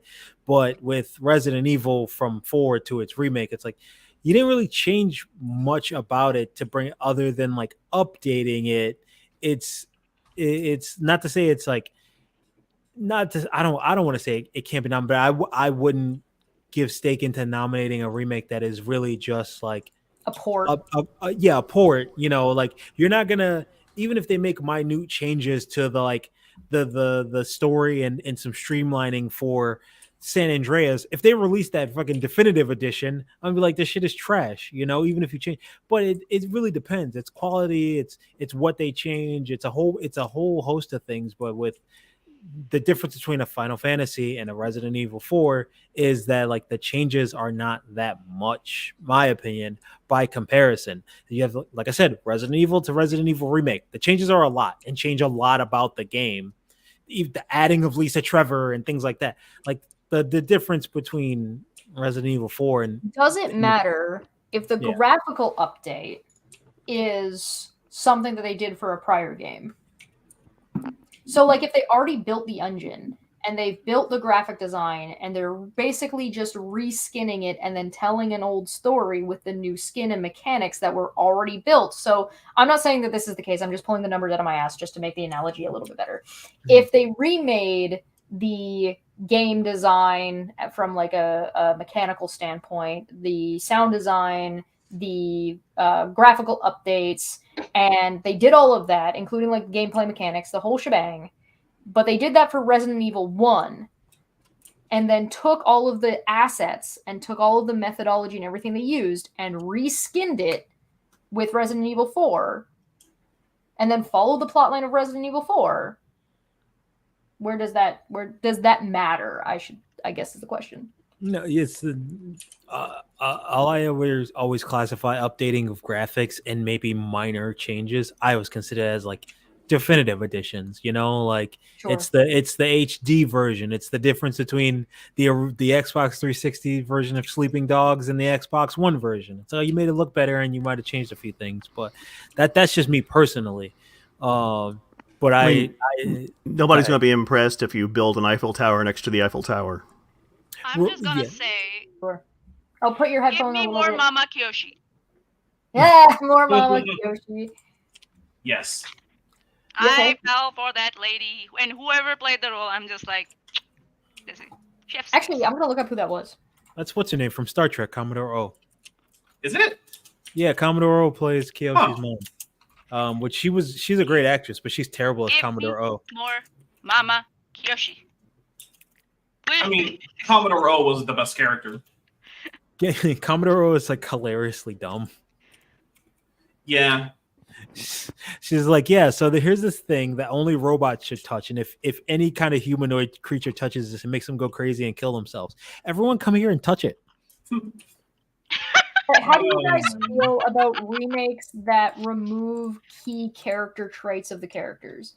So, like Dragon Ball Evolution. I don't like character assassination. That's going to be my end all be all. I fucking hate Dragon Ball Super and its Yamchaing of Tien. I hate the new Simpsons where it treats Homer like he never loved Lisa because we've got to have a Billie Eilish sad bitch episode where Lisa is upset that Homer doesn't care about her music even though he has like 20 seasons worth of him showcasing how he cares. I hate character assassination. You have to explain it to me if you're going to omit or change things. You need because to justify it, right? Yeah, you need to justify it. Aang in the new series, they took out all of his goofy, I don't want to play this game, and I'm not a fan. I think that might be an artifact of you having only seen the first couple episodes. Possibly, if it gets better. So no spoilers. Sorry. Yeah. I was about to jump in and give you a spoiler. I'll say, stopped me right there. Well, look, it's very similar to the original anime, right? And I think one of the areas where Aang's playfulness really comes through is when he first shows up in Omashu.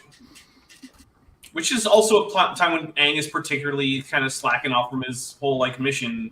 They do show Aang being like goofy and playing around with the kids at Kyoshi Island, but they kind of changed Kyoshi Island so much and it feels so irrelevant to me that I'm like, why are we here?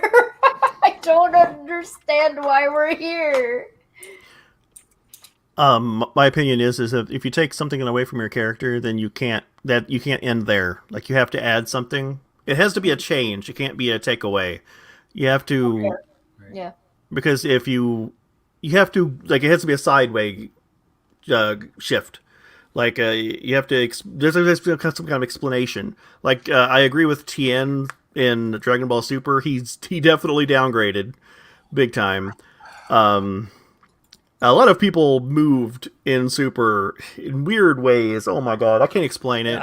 I could, and I just It get always angry. comes So back you to go ahead. Dragon Ball. I hate it so much. I could argue all day with Chesh about whether Dragon Ball Z. Dragon Ball Super, Manya. You have no idea how much that like makes me angry. I will sit here for an hour and argue Naruto with Chesh, and I don't even care about Naruto, and I'll be fine with it. I'll be fine with it even if at the end of it I say Chesh is 100% right on whatever your assertion is.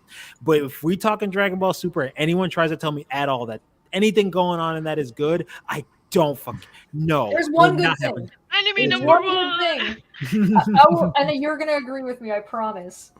I already disagree. The original writer has less control and less control as it goes on. Okay. It gets a lot better after the universe or the multi reality or multi-universe tournament arc. It gets much better after that. Serious, you are probably 100% correct. It's the same as like watching Picard season 3 or anything post season 2 of The Walking Dead. But because I got to the season where they suck so bad, I refuse to give you my money, my eyeballs to view. I turn my Nielsen thing off just so, because fuck you. You don't get to create this shit garbage. It was like, well, they haven't made any more anime of it since then, so you'd have to read the manga.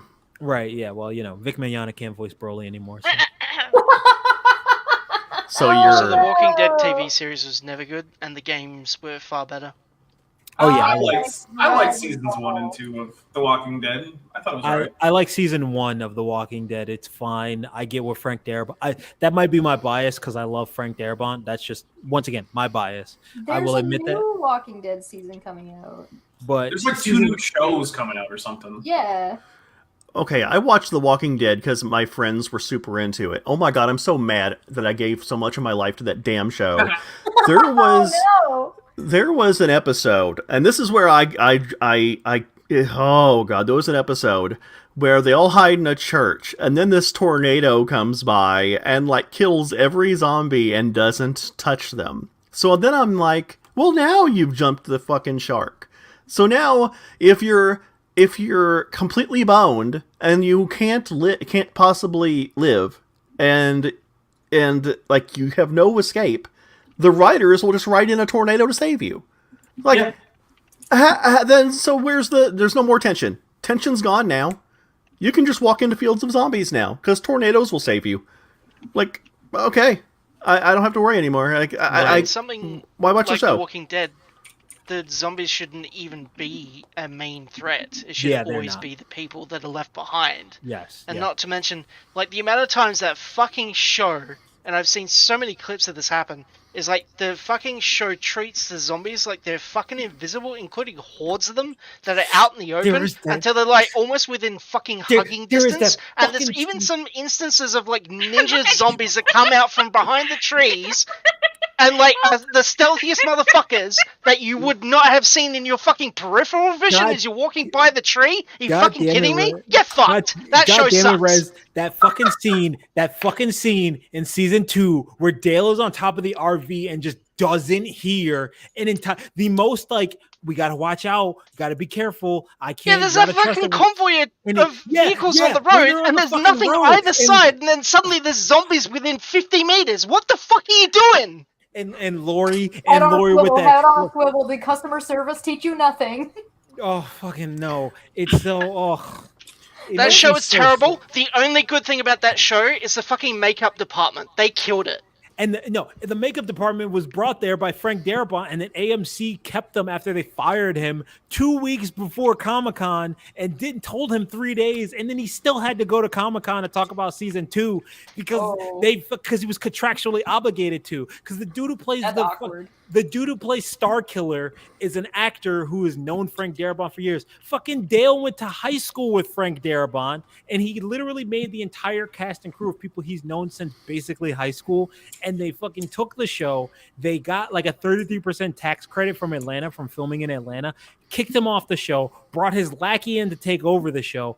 And then season 2 was a shit show. Season 3 was mid as fuck. And I was like, I don't care anymore. You could bash Glenn's head in with fucking Lexington Steele's cock, and I would not fucking care, because it doesn't matter how much you try to rip from the comics now, you've so shat down the throat of the original story, which, like Rez said, is that these zombies. Sorry, go ahead. For me, it's like if I see one thing that I don't like that, I'm like, that's not fair, or that's not what happened. Why are you changing the character? Those are the three things that put me off, and I will never watch that thing again. There's a reason for it, right? Like, if the reason is valid as to why you're changing a character around, then people will buy it. But if you don't have a reason, then if you're that's what I was like. I'll never watch it again, even if it becomes better. So there are two. I'm gonna make a recommendation, and you guys can let me know how you feel about it. If you want to watch an anime zombie show, I recommend High School of the Dead, which only has one season, so be aware that it only has one season. It's never going to get another one. The author is dead. You're never going to get another one. No. It's Berserk all over again. This is a show that knows exactly what the fuck it's doing, and it is so on the nose, and I love the fuck out of it. And the other one is Zom 100. I haven't watched that one yet, but I have heard very, very good things from trusted sources, so I haven't had time to sit down and watch it yet. But I will get to it, but I definitely would recommend that. And the problem is from my understanding, from what you guys are saying, and from what I did see of The Walking Dead, is that in any zombie movie, the zombies have to represent something. Zombies aren't the threat in a way that they are the problem. They represent an issue that society faces. Or you mean like Shaun of the Dead? Within a society phase. So like Warm Bodies. Yeah, I was just about to say Warm Bodies. Yeah, Warm Bodies, very good. I probably watched that. So it's such like my kind of camp. It's like a campy, goofy. I love that kind of shit. I like Blood and Chocolate. I love that kind of shit. Yeah. Warm Bodies, the zombies represent the monotony of current day-to-day society where people just don't interact with anybody. That's why it starts in an airport with nobody talking to each other and everybody just shuffling around to the airport at the time that they're leaving and then sitting and waiting for the plane and then getting up and going back. Like, that's why it's in an air. That's why it starts there. So, like, that's what the zombies represent. And so, like, if you have a show like The Walking Dead and the zombies don't even really represent anything, and they only represent a threat when the characters don't notice that they're there until they're there, that's kind of a problem. God damn it. YMS does the best review of the season 1 and 2 of The Walking Dead, where he talks about that in season 2, where it's like, apparently they're just stealth super ninja zombies now because they're all walking in a forest together. And then all of a sudden, Andrea just drifts off slightly to the right, and there's a zombie just... Evil movies had like a better representation of what the zombies were supposed to be. The Resident Evil books have a better representation of reality compared to the games, because they at least address the stupid things from the games. Like, someone who writes the lore Bible, the lexicon of these things, has to be someone who actually understands the series.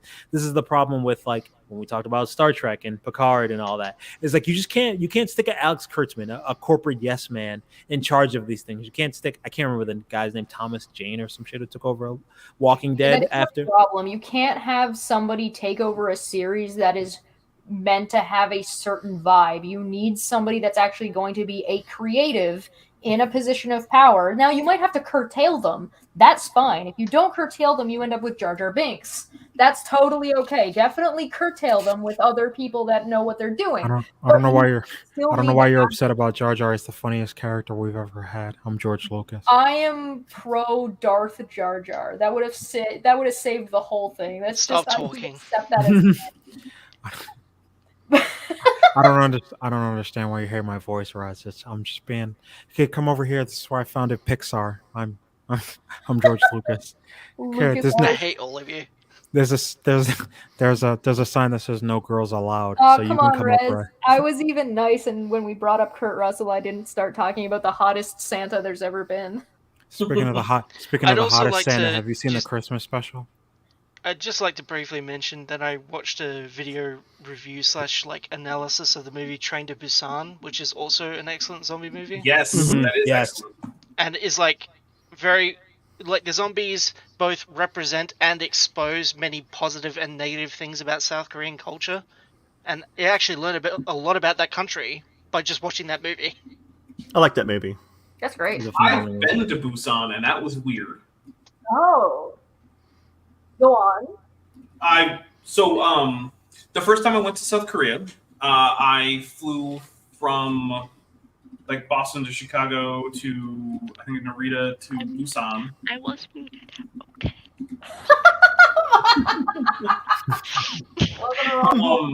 I'm just talking and away, and I'm just muted. I'm just like, what the fuck is going on? Oh yeah, the regular shit.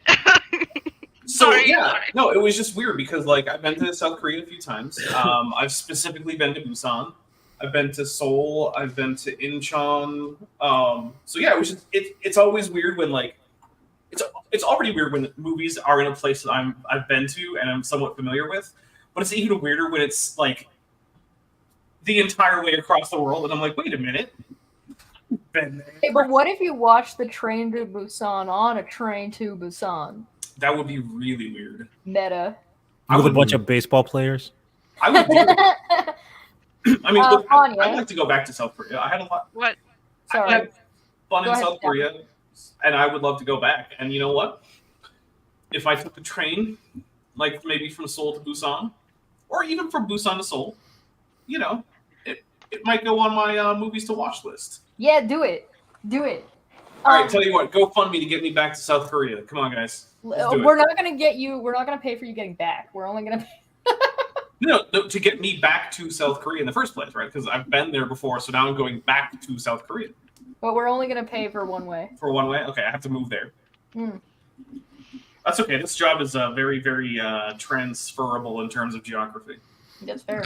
You just can never be on Twitch. Manya, I'm already never on Twitch. do you have any? We talked about it before you got here, but I figured I want to give you a chance. Do you have any questions for me about court? I don't know if I heard it or not. I was coming in and out of the live stream when I was listening to it.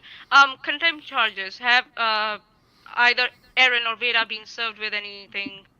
I believe both of them have been served with contempt papers. They were served by the bailiff. Oh, okay. Okay, I was expecting that actually because that happened in another case too. So yeah. And yes. What else was I thinking about? Okay, while you're thinking, Rose, thank for 50. Thank you so much. Tim says goodnight, and this has been amazing. Honestly, he speaks your language well. Half has gone over my head. We love this panel, and that Manya was fashionably late. We'll catch the rest together on a replay. Thank you so much. We won't. I don't think we'll be live too much longer. But these tend to be the way these goes. We are starting to do these once a month, so the next one will be April, the first Monday of April. Will that be April 1st? I don't know. It will. It's going to be April 1st, so bring your clown shoes, everybody. So. But thank you very much. It's greatly appreciated. I know judges are not supposed to provide with legal advice, but did Erin ask for some legal advice before she left? I'm not talking about Veda because, Erin, did Erin ask for any legal advice from the judge, and what did the judge say? And can she talk about the case still? Is the TRO in effect or not? So it's kind of hard. She didn't literally say to the judge, "Can you give me legal advice?" What she was asking questions to the judge that were answered with, "I can't give you legal advice. You need to seek counsel." And the TRO was reread to establish that the TRO was still in place. Who read it? Erin had asked said that she didn't understand. The judge reread it again and said, "If you don't understand what this means for you, you need to seek legal counsel. I can't give you legal advice." Oh my God! Listen, I'll say this one thing. Erin could have come to me actually. Honestly, I would have told her exactly what her paperwork says because I'm good with reading the stupid shit. It's very pedantic. But she cannot afford me. That's the thing. She cannot afford me. So I don't know if she can afford a counsel at this time. I don't know. This is the paperwork that she sent me to say that she wasn't under any kind of restrictive orders. And then she sent me paperwork that said, "This is a protective order." and applies Do to not this, harass. this, and this. And then it could this, and this, and this. And so you would think that with 2 brain cells, you would be able to figure out that if your behavior is currently being questioned in court to find out if it's harassment or not, you would not continue that behavior until after the court had decided if it was harassment or not. But nope. So I will explain it in more simpler terms. When a TRO is filed, it's about your behavior, obviously, the day before the TRO, right? So, but that doesn't mean that you cannot be questioned by the court about anything you did after that, because that's the violation of the TRO. So for some reason, for Aaron and Veda to think that they won't get questioned for whatever reason, what happened after September, I'm giving you fucking free advice. Listen to me. Whatever happened after September will not be admissible in court. I don't know for what reason they think that that's the case, but I think so that's where they are making a huge mistake. The in my stuff opinion. after September is all part of More the relevant contempt hearing, not the. Yes. Yeah. Yes, I understand that. It's for the contempt hearing. But that's what I'm saying. You will face contempt charges if you break conditions of a TRO. And the lawyer thought it was good enough. I'll just say good enough. I'm not going to say slam dunk. I'm going to say the lawyer thought it was good enough to serve you with contempt papers. So that means she knows what actions you have done that will serve as contempt. That will prove that you're in contempt of the court. So, like, any generic lawyer will tell you, can you keep quiet till we resolve this issue? So, for some reason, these people who have read so many like court documents and shit, they don't realize like that it's mentioned in the transcripts and paperwork when they're reading the court documents. They have learned nothing. This is regardless of the number of times that the judge had to tell them to stop, and that's not a legal that's not a legal question, or that's not a legal objection, etc., etc. I'm not surprised. One, they're incompetent. They're stupid. They don't have the brains. I am coming out in the open and saying that narcissist. I don't worry about it. I'm starting to think that. I think really tentative about using those like a term like narcissist, but yeah. I'll give you the terms. Ignorant, arrogant, braggadocious, vacuous, modeling, suspected nincompoops. Let's go with that. So. Lonnie's got shit to say. Yeah. That was a hard. Sorry. I was gonna say that was a hard P on the nincompoops there. That was I was a little offended there. Like there's some nincompoops, you know what I'm saying? Like, whoa. So where was I? You fucking bacchus! You got me off the track. Where was I? Remind me. Where was I? Oh yeah. They're stupid. They're ignorant. They're arrogant. They don't understand English. I understand what the court documents say better than them. And English is my second language. To their audience rather than trying to work with the court system that they're currently under. Sorry, Mr. Smith is sitting on something. Go for it. Yeah, go for it. Sorry. So what's going to happen is after Aaron and Veda get through with their case for their first contempt case, Aaron's going to get another contempt thing for the time period that happened after the last hearing. Is that correct? Well, probably most likely because she was already warned. And if I was the judge, if she stepped out of line even like a tiny bit, I'd slap that, no, 100%, you're getting contempt because I just fucking told you. And within hours, you were already disobeying the court order. You are 100% getting another contempt order, without a doubt. I think so. I think so. I don't know for a fact, but if it were me, if I'm thinking from their brains, I have to bring myself down to their level of thinking. I think so. They don't care about this case so much because I think so. They think it's in another state, so where they are living, it would not affect them. So I think so that and there's because of that there will be no consequences. Do they think they can't spend time in jail in another state? I'm gonna And Maya, also, how? go ahead. Let me get this out of there. Go ahead. Erin, TROs when they convert to ROs are not. The time period can be more than 1 year. And when the ROs go into effect, the conditions of the RO can basically kick you off internet. That's what's done with stalkers, online stalkers. They are denied access to internet. So maybe think about all that bullshit that you're spewing before you go for the next hearing. Just saying, this is free fucking advice. Take it. But I should charge you maybe, but you can't afford Hire it. a lawyer. I'm gonna give you two bits of advice there, Manya. One, as somebody with the degree and not getting paid for giving people conscious advice, I'm gonna tell you you're not getting paid. Secondly, your first mistake was that you said if I was in their brain, I would think. You could have stopped right there, Home Slice, because if you were in their brain, you wouldn't be thinking. That's your first mistake. You said I'm think coming up with way the too. reasoning that the illogical thinking, the flow of knowledge or information that is inside their brains. That's what I'm explaining. Right. And I know because I know that's how I got into trouble in the first place. So here's some free advice for Aaron and Veda. When you have a TRO/RO against you, generally speaking, you do not make mention of or reference to the TRO/RO holder either deliberately or incidentally, or you'll get smacked down by the court system. Yes. Like, it means shut the fuck up about this particular situation and this particular individual until the issue is resolved. Yeah, and that would have actually worked in their favor. Stop shitting your pants for 30 seconds. It would have worked in their favor, actually. Because now there's so much out there, including Aaron's own paperwork. Thanks, Aaron. Including Rabbit's email. Thanks, Rabbit. If they had shut the fuck up right away, I never would have been there. There would be no reason for me to go.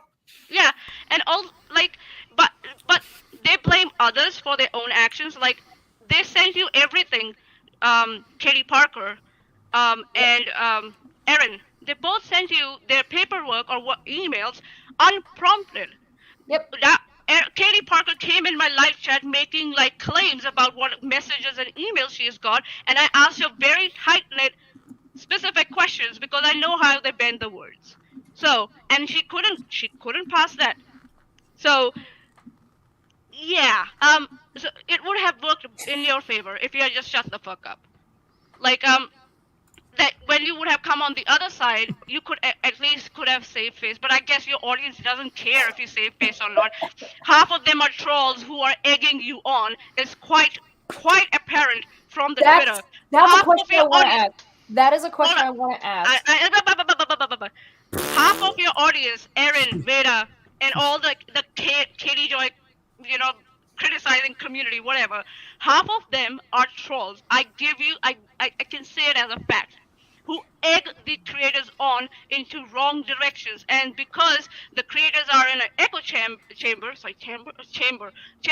they don't realize that they're walking towards a cliff. They're getting told, right? Into a chasm. They're getting led by the nose by exactly. The same reason why King Cobra has trolls in his chat that egg him on to do stupid shitty things, right? It's the same thing. Aaron and Veda and Steve, all these Renell, all these creators that are caught up in this court case are all getting led by the nose by trolls who are encouraging them to make bad decisions and being like, yeah, no, you're so right. You gotta fight this. This is definitely about free speech. And they're definitely they're not helping you. They're trolling you, and they're getting amusement out of watching you pulling on your puppet strings. I like to say, am I wrong about that? What do you guys think? You tell me. Because I think that's how it's starting to look to me.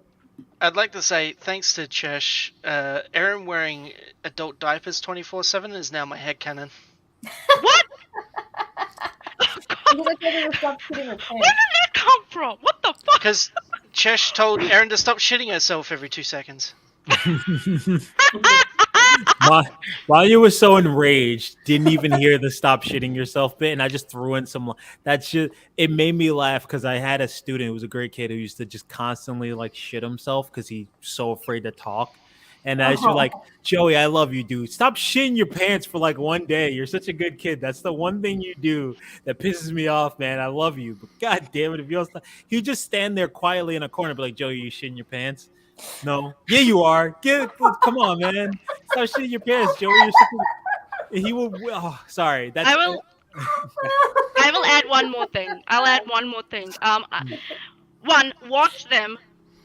Just focus on the tone of my voice and say, oh yeah, she's unhinged and enraged and angry. So whatever advice or points or arguments I've made are not worth, referencing or addressing. First, we'll see that. And number two, there was another point that was in my brain and it just went right off, just bounced out of bonk. I can answer the question about the trolls if you want. Yeah. Oh yes. I see this. I see the same thing in like First Amendment auditor communities, and it's kind of like trolls, but not exactly. This is what it is. This is what I see over there. I think it's the same thing over here. I could be 100% wrong, but let me explain what it is. You tell me. Dapper, I'm gonna pick you up for just a second. Okay. I'll bring you back in a minute. Hold on. Okay. Thank you. All right, but this is what I see. Hi, Mom. Hi. Hi, Mom. Hi. Holy shit. Hello. Goblin Queen's mama is here. Hello. Hello. Gob Mom is Hello. the greatest name ever. All right. Where did you go? Well, now that you're here, I'm going to explain trolls, or the troll thing that Chesh was asking about. Actually, I don't even know if she can still hear me. But okay, good. I don't know. She can't have more than 6 people in here without paying money to StreamYard, so she's currently backstage, but she can hear you. Oh no, I made her go away. Yeah. Yes. It's not the worst thing. To some people, it might be a good thing. we're gonna need massive like donations from chat in order to get more people in the thing. So Yeah, come on, chat. Pay for the StreamYard subscription. come on, chat. Where are you at? Specifically, pay me, because Okay, so sorry. What were you saying? Yes, you might not use the money for StreamYards though, but if you give enough, the overflow might go to StreamYards. So just keep giving until StreamYards gets paid for. That's all you have to do. All right, now I'm sure Chesh makes $10 trillion in the stream. She will get a StreamYard subscription. 10 trillion is the goal, guys. Yeah. Okay, now, like I was saying, this is what it is. It's not specifically people trying to make these creators get hurt. It is like with the First Amendment auditors. These people hate police specifically, and they want to see people go in and annoy the police. So instead of going out and doing it themselves, they live through the creators. So when the creators go out and they get themselves arrested, they don't care. But they don't they're not doing this to hurt the creator. They don't care if the creator gets arrested or goes to jail forever, but they want the people who are there. They all hate Charla. They all are on the same team with hating Charla and hating whoever the creator hates, but they don't care if the creator goes to jail or gets $1 million in damages from court. They couldn't give a shit less. But I really hope no one in this case gets financially burdened, but yeah. But if it comes to the judge and they think that restitution should be there, then there should be there, in my opinion. But that might actually maybe make a point. But I don't want anyone to be financially, burdened with. Yeah. What it is that the people who are watching use the creator as like the tip of their spear, and they want to use that to stab at whoever they hate. And they don't care if that spear gets chipped or broken or whatever. They don't give a crap. They don't give a two shits about the creator, and they just they cheer them on. They use them to get off on whatever they're trying to attack or whoever they hate. And that's usually what I see in the other community, and I think this community is quite the same. So everybody tell me what you think. I mean, it seems plausible to me. Well, so the key to every single aspect of these communities like this is always the projection, right? And we've all noticed that bit of like they'll always just say, perfect example. I can't prove this. I don't know their families, but I imagine that their parents aren't particularly proud of them. So they project the concept that Chesh's mom would not be proud of her because of the way she proud of her. So they did that. Yay! Yeah, they did that in the chat the one day when I showed up, and I pointed out, said, "Who the hell are you to sit here and stand on a moral high ground and then say Chesh's mom must think little of her because she made a video that isn't even Chesh being particularly mean, just pointing out how you're wrong and don't understand reality. Also, Chesh's mom is a sweetheart, so you're wrong there too. And then on top of that, you don't ever seem, at least in my experience, to have a problem just chit-chatting and conversing with people, just like normal humans. So it's like, even on top of that, like as a parent, you're like, my kid can essentially just have a conversation with someone without being a complete asshole. Yeah. I'm as a former teacher, I would love that for my students. Hey, could you have a conversation without being an ass? We're good. As a parent, you would love that. But like That's right. they project this like, oh, Chesh must hate. Chesh's mom must hate her, and Chesh must be so bitter, and Chesh must be so lonely, and Chesh must have all these issues. And it's like, okay, clearly you're That's me actually. Yeah, well, No. yes, that is you. Me thinks that's Meatball that's thinks you protest too loudly. yeah. Also, just realize that's me and you if we were both That's me and Manya if we were both characters from Steven Universe and we fused together to make Garnet. But I just realized that out loud. But that's the thing is they always that Sirius hit the nail on the head because that's exactly what it is. They don't actually care. They have malicious, vicious opinions of people, the world, police, and how the system should function for them as opposed to other people. They have all these opinions and they live vicariously through these famous, which you always find that that's relative. You look at Markiplier showing up to the Emmys and everyone's like, who the fuck is Markiplier? Because they're famous actors, even though he doesn't care. As a joke, a lot of his fans are like, what do you mean you don't know who Markiplier is? Yeah, so what? He's got 25 million subs. Daniel Day-Lewis doesn't know who the hell Markiplier is, okay? Like, it makes sense, and so for them, it's everything, that Sirius just said. It's and more. It's just I don't have the courage to go out and say these horrible things. I need someone to instigate that first and me to piggyback off them as the foundation for my strength of my maliciousness. And you can always tell at their core just how weak they are because they don't start chiming in. There's never going to be a day in my life where if I don't like something / someone, you're not going to hear me be the first one to say, I don't like this and that, and here's why. Here's all the reasons why. They keep their mouth shut until later. Okay? I'll say one more thing. So I said it on Twitter. I don't want to cry or something like that. Let's put it this way. I want to be very straightforward. Steve knew, and I think so he still knows, that I suffer from depression and anxiety. I have issues with that. Knowing that, just cause I got refunds, I said nothing. I said nothing about the GoFundMe. I just got my refunds. He decided to accuse me with a crime. And Aaron spread it through their different platforms. And now that lie is out of control, so much so that their followers are calling me a fraud. A lot of people in their community and the people who orbit in that community are calling me a fraud. And they didn't give a shit. And about now it's all my mental well-being. Again. Sorry? And it's all resurfaced again now? Yeah, like it never stopped because none of them made any clarification about that accusation ever. They just let it float in the community, and everyone thought that I'm a fraud, that I fraudulently got refunds, or that I lied to everyone about the reason why I got the refunds. Yeah.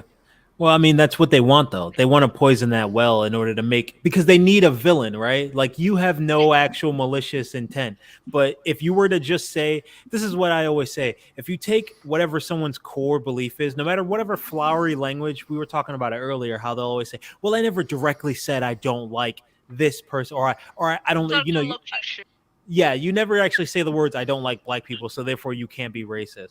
It's like, we all know what you mean. If you take the core, the base root of what everyone is talking about, I always frame it through teaching because kids are pretty honest and they're pretty straightforward and pretty ground level. If you were to take that same logic, put it at the ground level and apply it to anything else, would it make any kind of sense? And if you say it out loud, does it sound like something a crazy person would say? When you get down to the brass tacks of being like, oh, Manya's a liar and a fraud and blah, blah, blah. Sure, you can say all that stuff, but now that's just base level.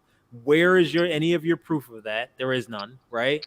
And then none of those things are clearly not true. But if you just keep framing it at this like dumb generic base levels, okay, well, let's take everything like that, because now I can flip it that you guys are malicious, psychopathic, egomaniacal. Like I have the therapy background to point that stuff out, you know? So it's like, but when I pointed that out in Aaron's chat the one day, I go, what makes you any better than the people you're sitting here saying you're bad mouthing? Like you're bad mouthing when you're doing and saying 10 times worse. And then also on top of that, trying to stand on a moral high ground and all these other things. But to Manya's point, you can sit here and attack all day.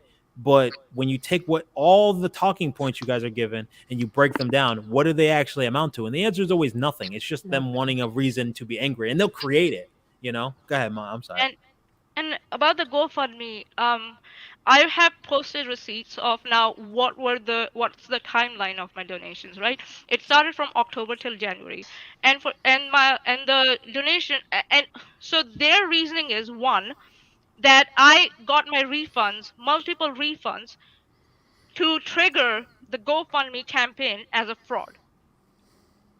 That was not the intent. I donated multiple times, so I got multiple refunds. It won't matter. It shouldn't matter, in my opinion, but it won't matter. And also, nothing went from Steve's campaign. It was GoFundMe who gave me the money. All right? And the reason why I had that anonymous at that time, Steve knows. I used to get trolled. I used to get called Golden ATM, if anyone remembers. And I used to get bullied for giving Steve a lot of money. So at that time, I was like, I made the first donation under my name. I was like, and then I was like, maybe I should give more. So I was like, do I really want to put it out there that I'm again giving Steve a lot of money? So I went under anonymous, and then after that, I stopped giving shit, and I was like, okay, I don't give a shit. So I just kept my first name and last name original, and I went and got all the donations done. That's the reason. Number two, saying that I lied to the community about my reasons. The email is there. Steve did not provide receipts, so we didn't know where the money went. And I have a reason for that. And I've explained it multiple times. He just, out of the blue, sent Chesh money. And then my belief was further solidified when after I got my refunds, we find out that he's trying to send cash with someone who has addiction, who struggles with addiction, across state to another state through some of our acquaintances on Twitter, and they refused it, and then went after them because he misunderstood what they were trying to say or ask. And shared someone's private messages who was struggling with addiction issues. Like, what the fuck is wrong with you guys? It's the debate me, bro logic. It's just I want to win. I'm just jumping in real quick. I kicked Dapper out for a second. The thing is what's happening here isn't that, like, people view Manya as an easy target.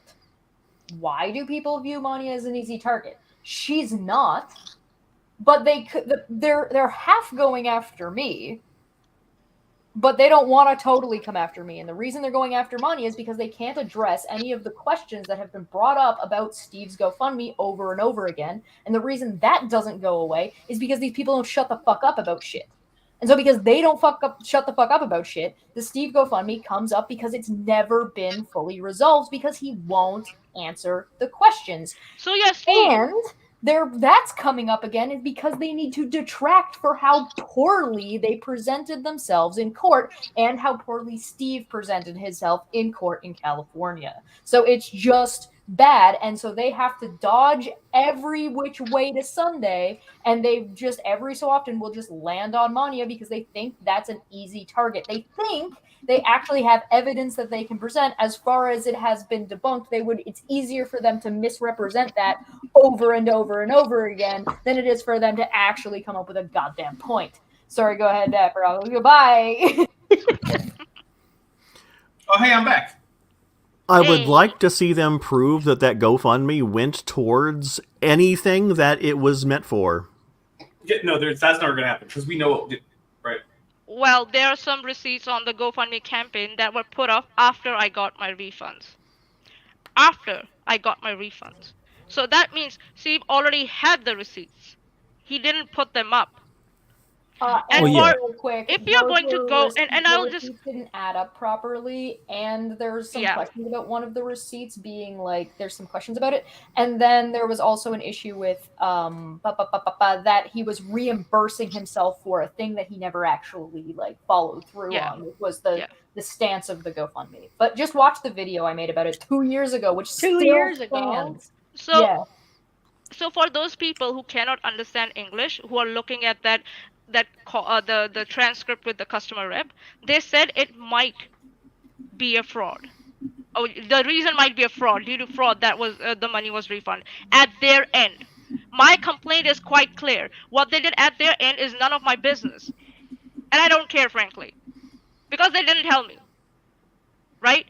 So she said might. There is that word in English language, let me just make it clear, represents more probabilities and uncertainty.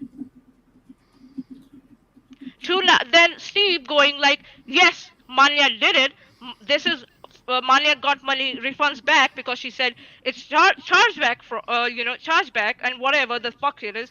That's now going, yeah, it's certainly that, and there are no other possibilities. The evidence that might come up in future will only point here and nowhere else. So that's one very, very dishonest of fucking the whole the people who are encouraging this narrative.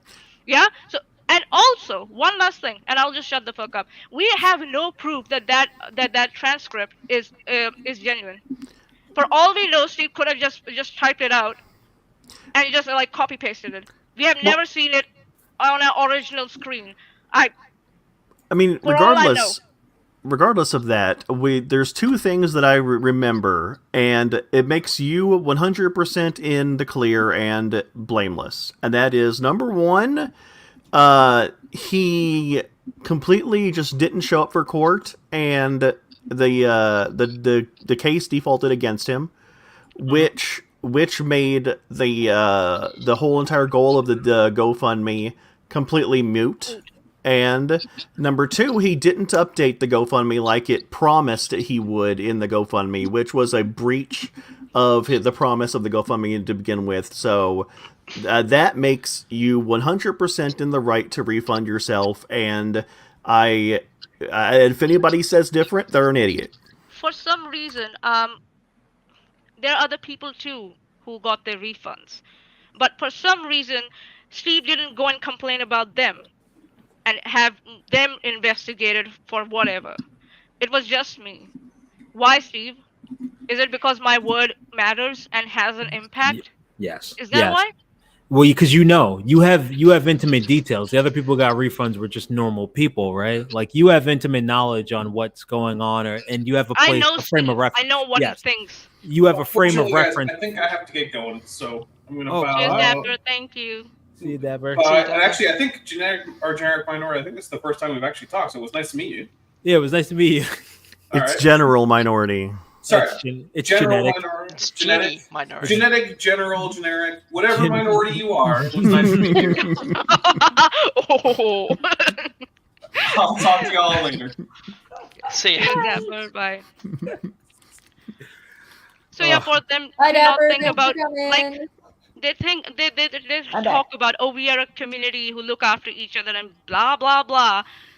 None of them they know, everyone one of them know that I suffer from depression and anxiety. Yeah, they will say get off the internet then. But then that's you. Then what you are telling me is you will never stop. That's what's telling me about you. You will never stop with that behavior. If you're telling me to get off the internet, that's your excuse. Again, to distract from your own behavior. That's straight up just not how it works. Yeah, right? that also. You can't force other people to behave in a manner that you want because you say so. That's what they're trying to do to Charla. That's what they're trying to do to you. That's what they try to do to me. They try to do it to Katie Joy, even. What they're trying to do is force somebody through harassment and bullying to make them behave in a way that they want, and they don't even have an end game. If the person actually did behave the way they wanted them to, they still wouldn't be happy about it because it's not even about that. It's about them just being able to think that they can do and say whatever they want to feel more powerful because they're fucking bullies. Yep. They are bullies. I mean, okay, go ahead. Mom, Sorry. yeah, what up? I would like to. Do they watch your stuff? Sometimes, yeah. So they were talking about. I didn't know that they said all that. That I must be whatever, ashamed, and whatever else you were saying. And I knew that they had said, "What kind of mom must I be that I taught my daughter to swear and stuff?" But I didn't hear. So they bounced from me being a horrible mother to me being, "Oh my goodness, I must be so ashamed." So I'll just go on record by saying that, number one, Victoria's vocabulary has always been very large since she was little. And I did not. I got them big words. Don't ask me not. to play Scrabble, though. I suck at spelling in any of them. That's true. I know that. I've experienced that, her spellings. But I didn't teach her to swear. She could learn that all on her own. But I would like to go on record by saying that I am so incredibly proud of my daughter and all the work that she does here and online. And I've been pretty involved in keeping in touch with what all of that is for a few years now. And there's nothing that you've ever done that I'm not like, "Oh my gosh, look at my kid go." And you are honest and you tell things like they are. You research your stuff so you actually have background to say the things that you say, and you stick up for people who are being bullied, which you have done since you were in middle school? And, probably. I'm pretty sure I remember kicking somebody in the shin for being a dick. Yeah, and then she's like, "Oh, you're talking about the fight that I almost got in." I know what you're talking. Okay. You know what I'm talking about? I know what you're talking about. Story time for later. I'll tell that story. Story time for later. But anyways, I'm super proud of you. And Aaron and Veda and whatever little minions else are out there. You know what? Like, you make yourself look worse. And you don't know what you're saying. And I don't know. Don't talk about me And like you know me. Like that, maybe. Yeah, well, Go ahead, Ralph. I have an ancient Australian proverb we could go by. Okay. No, don't say a bit of that. He's Australian. If they're a right cunt, fuck 'em, mate. Yeah. Yeah, I mean... Mom, can you do me a favor and demonstrate that you are not being held at gunpoint right now? I am not being held at gunpoint right now. I'm in a room all by myself. Nobody's behind me, in front of me. Oh my god, I'm feeling dizzy. Oh god. Anyway, I'm proud of you, and you are strong and eloquent and independent and intelligent, and you just keep doing what you're doing. He would tell me if you thought it was wrong too. You can put the money in an envelope and put it under my door. All right.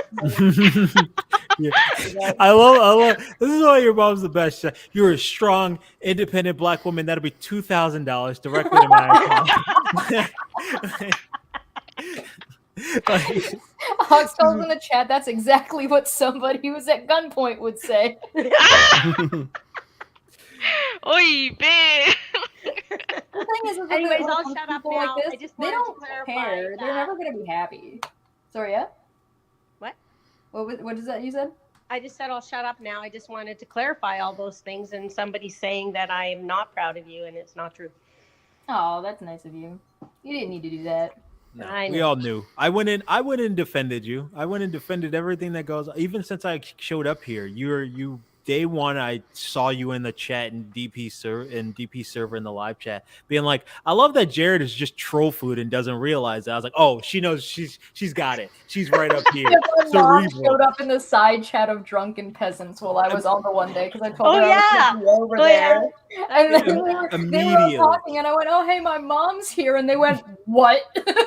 And immediately I look over in the chat, and she's like, "He's just troll food. Does he know that?" Or something to that effect. And I'm like, he feeds the trolls by being troll food. And I was like, "Oh, I gotta go check out this channel. Whoever's person this is, whoever's mom that is, they got it." And I'm just like, then I go into there, and they're just like, I could see the flip flop and the pendulum. I'm just like, you guys are making an awful lot of speculations. I just kind of kept to myself and was just like, you guys are. I was mostly pointing out the moral high ground sitting that they were doing, and then it's like, now you're jumping into this. Oh, Chesh's mom doesn't. It's like, how do you know this? Like, have you ever been in there? And then, of course, by the end of it, Aaron finally started to answer my statements, but then down the rabbit hole or whatever that fucking dipstick's name is, started trying to be like. Thank you. Was starting to be like, oh yeah, generic comes over from Chesh's girl. I'm like, I'm not on any person's side. If Aaron had something valid against Chesh, that would be one thing. But he had Aaron an opportunity. That's an opportunity. That's what that is. Not like a. Yeah, not. It was an opportunity to present your case, not an opportunity to try to go, well, this person just doesn't agree with you because they like Chesh anyway, so there's no point in. No. I'm an asshole. I'm not a fucking asshole. If you have a valid point as to this argument, I'm gonna listen to you. But so far, what I've seen is you being in a drunken stupor while talking about nothing except for your hair in Cheshire, according to that short, and then your fans badmouthing fucking Cheshire. Then you badmouthing Cheshire's hair. And then your fans bad mouthing Chesh's mom while also saying how deplorable of a human being Chesh is, and how drunk I was, and how much of an alcoholic I was on a stream they were watching, by the way, that I complained that I had no alcohol for. And I spent 12 hours or however long that was. I'll point that out also. Renelle does the same thing. She puts up when she addressed Chesh in a video, she put up a snapshot of Chesh drinking directly from a bottle, right? Yeah. A mega pint. Yeah. Hey. All right, I have a. Go ahead, sorry, Manya. Go ahead. I'm sorry. So their standards are shit, garbage. They try and set their. They are actually failing their audiences. They set a pre-notion about someone they're going to talk about, and then they take it and run with it. Mm-hmm. So, and then they never retract, never clarify, never apologize. And what happens is, because they have not done these actions, the community says the accusations just stand. So they take those accusations and run with it, and before you know it, it's out of control. And I'll just say, for all those motherfuckers who are talking about, oh, we don't attack people's sobriety, addiction, depression, anxiety, good on you. But it looks like it's that courtesy is only extended to your lot. You know, all this nitpicking about mothers and drinking from bottles just makes the arguments from this side speak that much louder that those can't be addressed. Yeah. There's something I think that also probably needs to be addressed when it comes to like Renelle and Aaron and all of these people.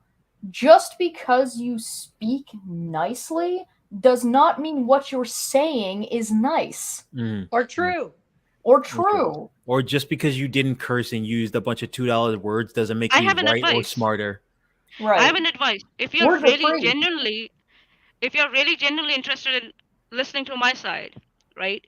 But you can't bear the fact that I talk in a certain way, mute me, go into the transcripts, read the transcripts.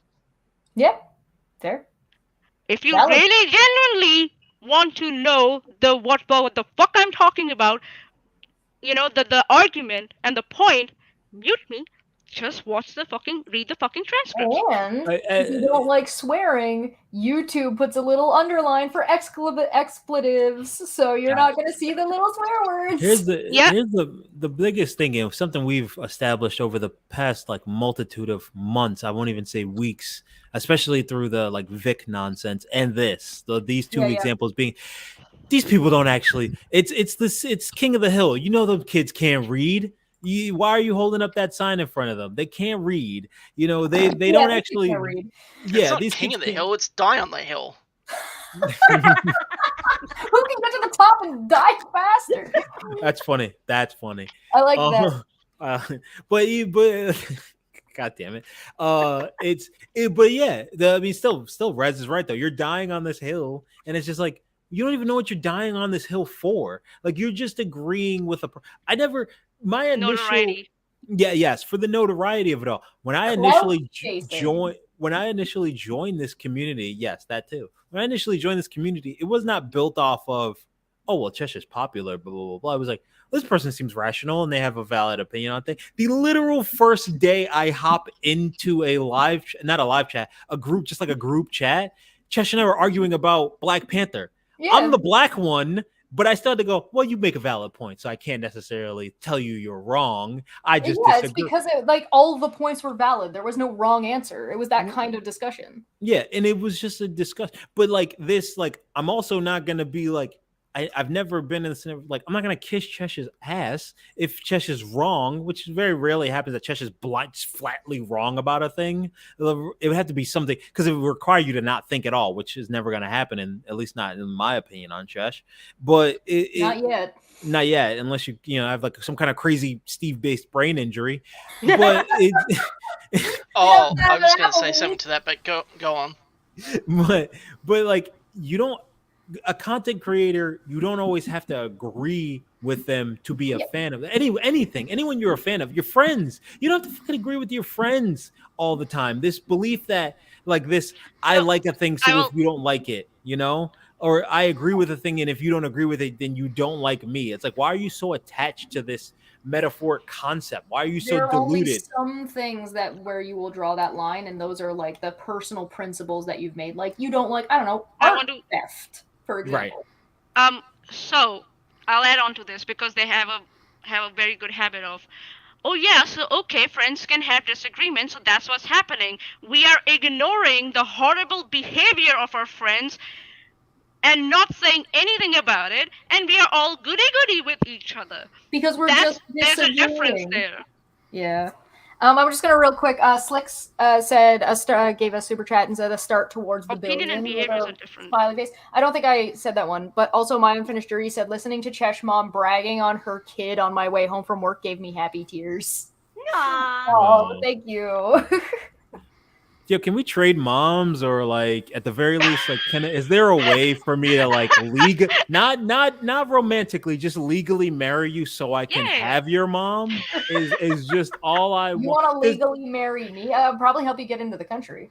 I mean, listen, I'm willing to do anything to get into the country, but if getting into the country and having your mom as a mom is a bonus to that, Cabana boy all day. Cabana boy all day. I will go around, man. General, are you cheating on me?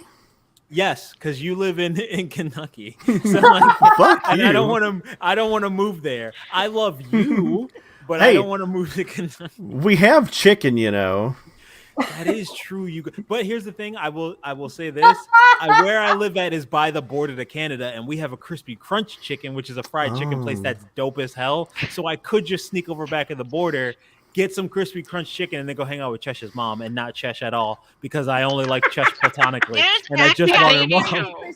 I think what Generic is saying in serious is he loves you, he just hates your space-time coordinates. We have Indies, though. Indies is the best chicken, I swear to God. Nothing is better than Indies. Never had it. If I may, I just made an observation, and I can't help and say it. That's the stressful of the channel, being able to afford to get Generic Minority into Canada. We're gonna need more super chats. You have both of them sit together and talk about shit. That will be a good this conversation. this is an excuse for Chesh to prop me into overcomplicated cabana boy slavery. Oh. She just wants to see me in short shorts and with a banana hammock thong underneath and oiled up. That's all that is. Because then I can't beat her one-on-one at basketball in my heels. Okay, so it's kind of funny, like that community and the audience, whatever they've curated and built, just because someone's tone is different, they totally ignore the arguments, and because someone's tone is very pleasing for them, they just blindly believe them. Well, and here's the thing, right? It's not about the tone. It's about who's talking. The tone is just used as an excuse because they don't like the person that's talking because it's a cognitive bias. But the reason they don't like the person and they don't like the tone is because they don't like what the person is saying. Exactly. Also, can I just point out, I'm sure, I don't want to speak for anybody else here or in the chat or in the community at large that isn't present currently. And I'm sure they'll correct me later on if I'm wrong about their motivations, but I would imagine that most if not all of us sided with Steve against Kyle initially because Kyle was very clearly in the wrong. It wasn't because we had any loyalty to Steve that we sided with Steve. It was because of Kyle's actions that were very clearly in the wrong that we sided with Steve on that note. Same with Chesh with Steve. We sided with Chesh not because of Chesh, but because Steve was in the fucking wrong. Yeah, it's not about... It wasn't about me. It was never about me. We're not fucking dumb people. We can figure this shit out. We can see the fucking writing on the wall. I was worried about Chesh and Steve months leading up to that fucking breakup. And I said to her in DMs, look, I'm worried. Like, it feels like there's something off between you two. What's going on? Yep. And then, lo and behold, a couple months later, that whole fucking thing goes down. And, like, the actions that Steve was taking were such a 180 compared to what I was used to that I had to just step back and go, you know what, I can't stand for this. I hope he changes his mind, but I don't see it coming. Yeah. And I sided with Chesh every step of the way because everything I was seeing from her end, I couldn't see any fault in it. Same like I couldn't with Steve against Kyle. Yeah. Well, and that's what we're seeing with this stuff, right? I'm looking at this scenario and I'm like, even if you think that Charla did one or two things that are inappropriate or you disagree with or you think were wrong or could have been handled better, it doesn't, it's so disproportionate that you can't look at this and view it in any other way.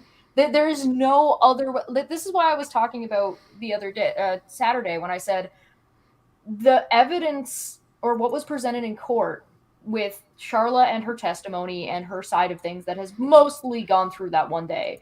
And Aaron and Veda have not had a chance to present. But I don't know of anything that they could present that's going to be enough or even going to bother existing against what's been presented so far.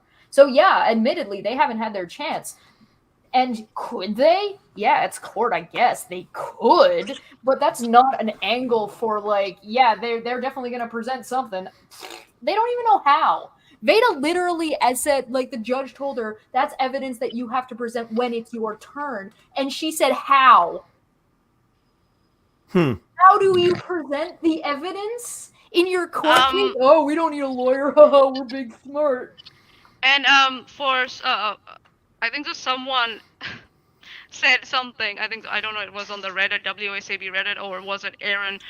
Someone asked Aaron, if I'm wrong, did Chesh present any proof on the stand? And Aaron was like, no, she did not present any proof. She had nothing. And I was just like, madam, testimony is proof. You fucking bugger.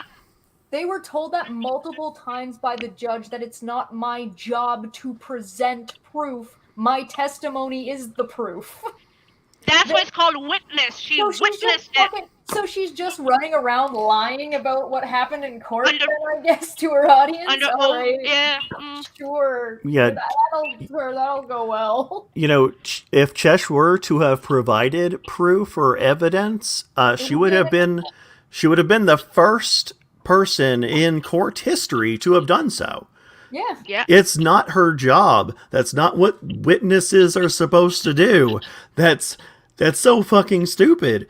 And I swear to God, when they do lose, they're going to say something to the effect of, Charla paid off the judge, Chesh slept with the judge. So, something like that. It's not going to be, we lost fair and square. It's going to be something insane. It'll be something they're not professionals and they don't have lawyers, and Charla spent all this money, so she paid to win. Well, just they can't even address subjects on their own channel properly. It's like, Victoria, or oops, Chash. Everybody knows my name. It's okay. Talks. She says. Chash, this, that. They can't come down with nail you with something. So it's like, oh my God, have you seen her hair? What's wrong with her hair? The hair. Oh, she just swears. Oh, what does that have to do with what your content is? Aaron is so hung up on the fact that Chesh said that, the signing the tits joke is a joke. And she's still hung up on that. And she's like, no, it's something very wrong to say. And I'm like... She's like, it was a joke. Oh, I was joking. Oh, she wasn't joking. Oh, it's not her joke. Oh, I'm serious about it. Oh, but it's funny, but I'm laughing, but it's not funny, but it's a joke. Like, she can't pick a lane. So this is what I call one-dimensional thinking.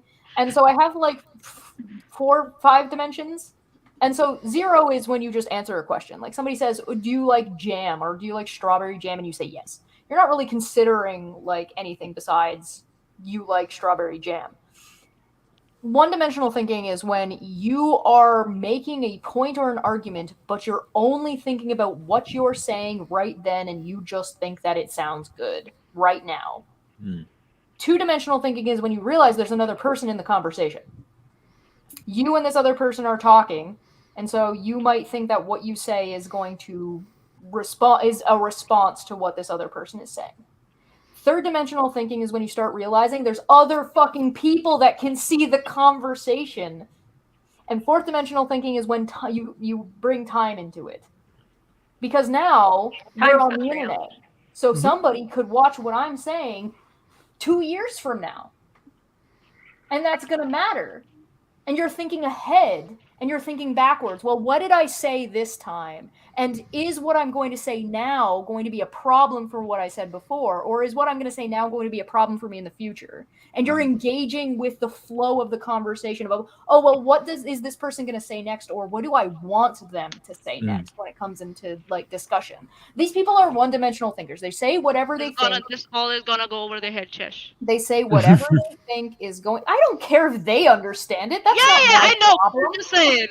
It's a very simple way of laying it out. Now, everybody is usually somewhere on this spectrum at some point in time, right? Like, if somebody asks you something, you're not having necessarily this big brain think of my mom is asking me what kind of jam I like because she's going to make some for Christmas 2 months from now. They're not thinking about that. And that's not wrong. You're not wrong for being in this space at any given point in time. You're wrong when the context of you need to be in one space versus another matters. It's the context. Oh, yeah. Well, why do you think my comments are so long-winded? Because I'm always thinking about how people are going to... Granted, it's a joke, but it's like I think about how people are going to respond to me and whether or not that's going to be brought up later in the future in terms as a way to invalidate some argument that I made. So You're also engaging in a discussion when you're doing that, though, right? Yeah. So it makes it... Yeah. So that... I will just say one more thing. I keep saying that. I should stop saying that. I just keep saying shit. So that lot has a habit of making accusations in passing remarks, just casually throwing out shit. They said Charla was Natalie at one point. They said Nonsense was Without a Crystal Ball at one point, or Katie Joy at one point. And both of them had to come forward to prove them that they're not. They wanted to stay anonymous, and these motherfuckers forced them to come out in the open. And therefore, now they target whatever they do. They do the cooking.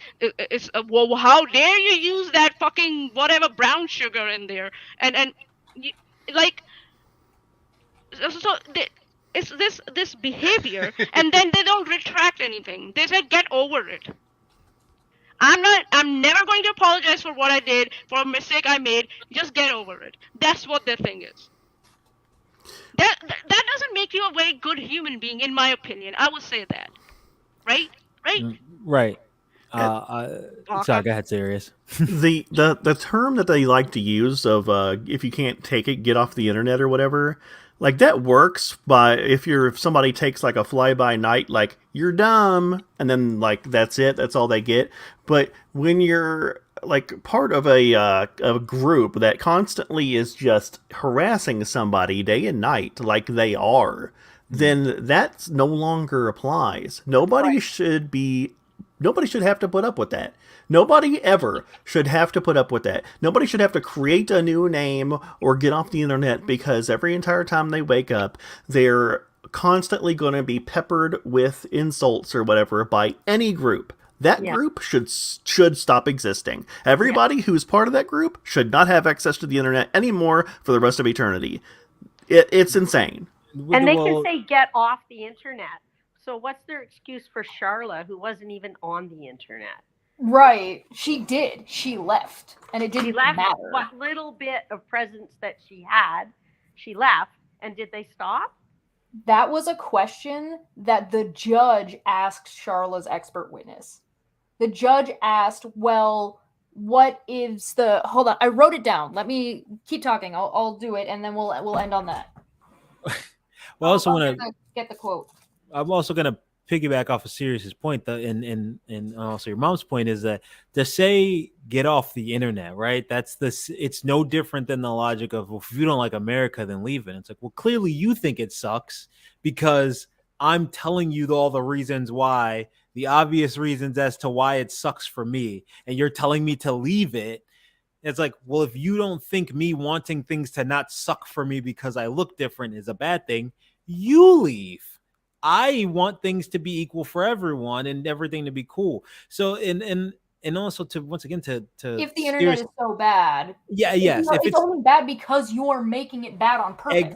Exactly, and that was to where I was picking back off Sirius. You can say get off the internet, but just like once again, you break anything down to its base logic. If that happened to you every day in your neighborhood, right? Like I talked to Vagary. If I showed up to Missouri, where Vagary is at, and been like, and someone just started hurling slurs at me, I might not want to be in Missouri. But if I'm forced to live there, that's completely different. You have to live with me. You don't have to like me. You don't have to be friends with me. We don't have to sing Kumbaya and be best friends. It doesn't have to be Star Trek where we all talk to each other super logically and work together.